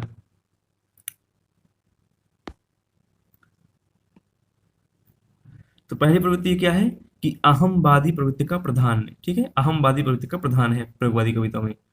दूसरा यथार्थ का आग्रह है। तीसरा है निराशावाद है। चौथा है बौद्धिकता का प्रधान है। पांचवा है उपमानों की नवीनता है। छठवां है साधारण विषयों का निरूपण है। सातवां है भाषा का प्रयोग है। तो ये जो प्रयोगवादी प्रमुख प्रवृत्तियों का प्रमुख प्रवृत्तियां, ठीक है, ध्यान देंगे। अहमवादी प्रवृत्ति का प्रधान, यथार्थ का आग्रह, निराशावाद, भौतिकता का प्रधान, उपमानों की नवीनता, साधारणीकरण, विषय का निरूपण, भाषा का प्रयोग। आगे देखते हैं प्रयोगवाद फ्रायड के दर्शन से प्रभावित, बहुत ही महत्वपूर्ण, ध्यान देंगे। प्रयोगवाद किससे प्रभावित है? तो फ्रायड के दर्शन से प्रभावित है, ध्यान देंगे, बहुत बार पूछा गया है। प्रयोगवाद के संदर्भ में कुछ विद्वानों के मत इस प्रकार हैं। तो जो प्रयोगवाद के संदर्भ में जो विद्वानों के मत उसको देख लेते हैं। तो प्रयोगवाद शैलीगत विद्रोह कौन के हैं? डॉक्टर नागेंद्र कहते हैं, ठीक है, ध्यान देंगे, ये भी पूछा जाता है, बहुत इंपॉर्टेंट, चारों देख लेंगे। तो अगला है प्रयोगवाद दृष्टिकोण का अनुसंधान है, केसरी कुमार कहते हैं। प्रयोग कलात्मक अनुभव का क्षण है, रघुवीर शाह जी कहते हैं। समाज के हित में जैसी क्रांति की सतत प्रक्रिया काम में है, वैसी रचना के हित में प्रयोग की, डॉक्टर रामस्वरूप चतुर्वेदी कहते हैं। तो यहाँ से हमारा प्रयोगवाद खत्म होता है। आगे देखते हैं प्रपत्तिवाद, ठीक है। प्रपत्तिवाद पढ़ लेते हैं और अगले पार्ट में हम पढ़ेंगे नई कविता। तो प्रपत्तिवाद भी छोटा है, उसको पढ़ लेते हैं।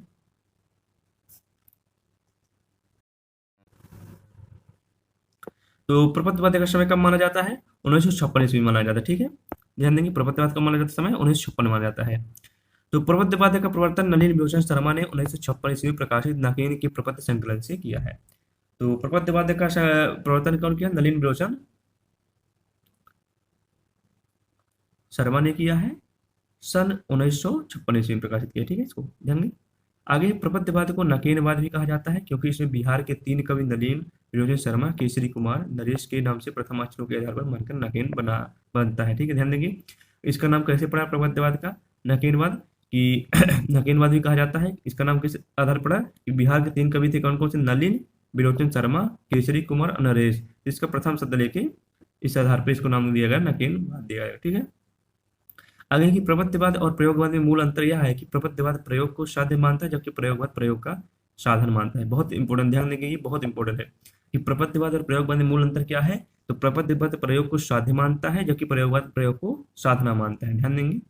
आगे है कि नंद दुलारी वाजपेयी ने प्रपत्तिवाद के संबंध में लिखा है कि नाकेनवाद, जिसे उसके हिमायतियों का प्रपत्ति भी कहा जाता है, वास्तव में प्रयोगशीलता का एक आतिवाद था। प्रयोगवाद के प्रवक्ताओं ने जो कुछ नया कहा था उसके संतुष्ट न होकर उसे एक तार्किक सीमा तक पहुंचाने का नकेन 1, नकेन 2 नामक संग्रह भूमिका में दिखाई पड़ता है, ठीक है। आगे देखते हैं कि सन 1952 ईस्वी में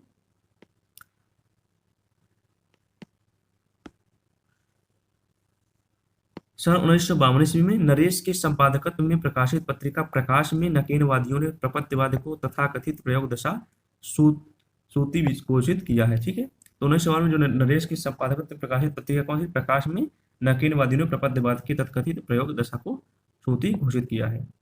तो यहाँ से हमारा प्रपत्तिवाद खत्म हुआ। तो आगे दोस्तों हम पढ़ेंगे नई कविता। तो चैनल से बने रहें और चैनल को सब्सक्राइब करें और दोस्तों को शेयर करें।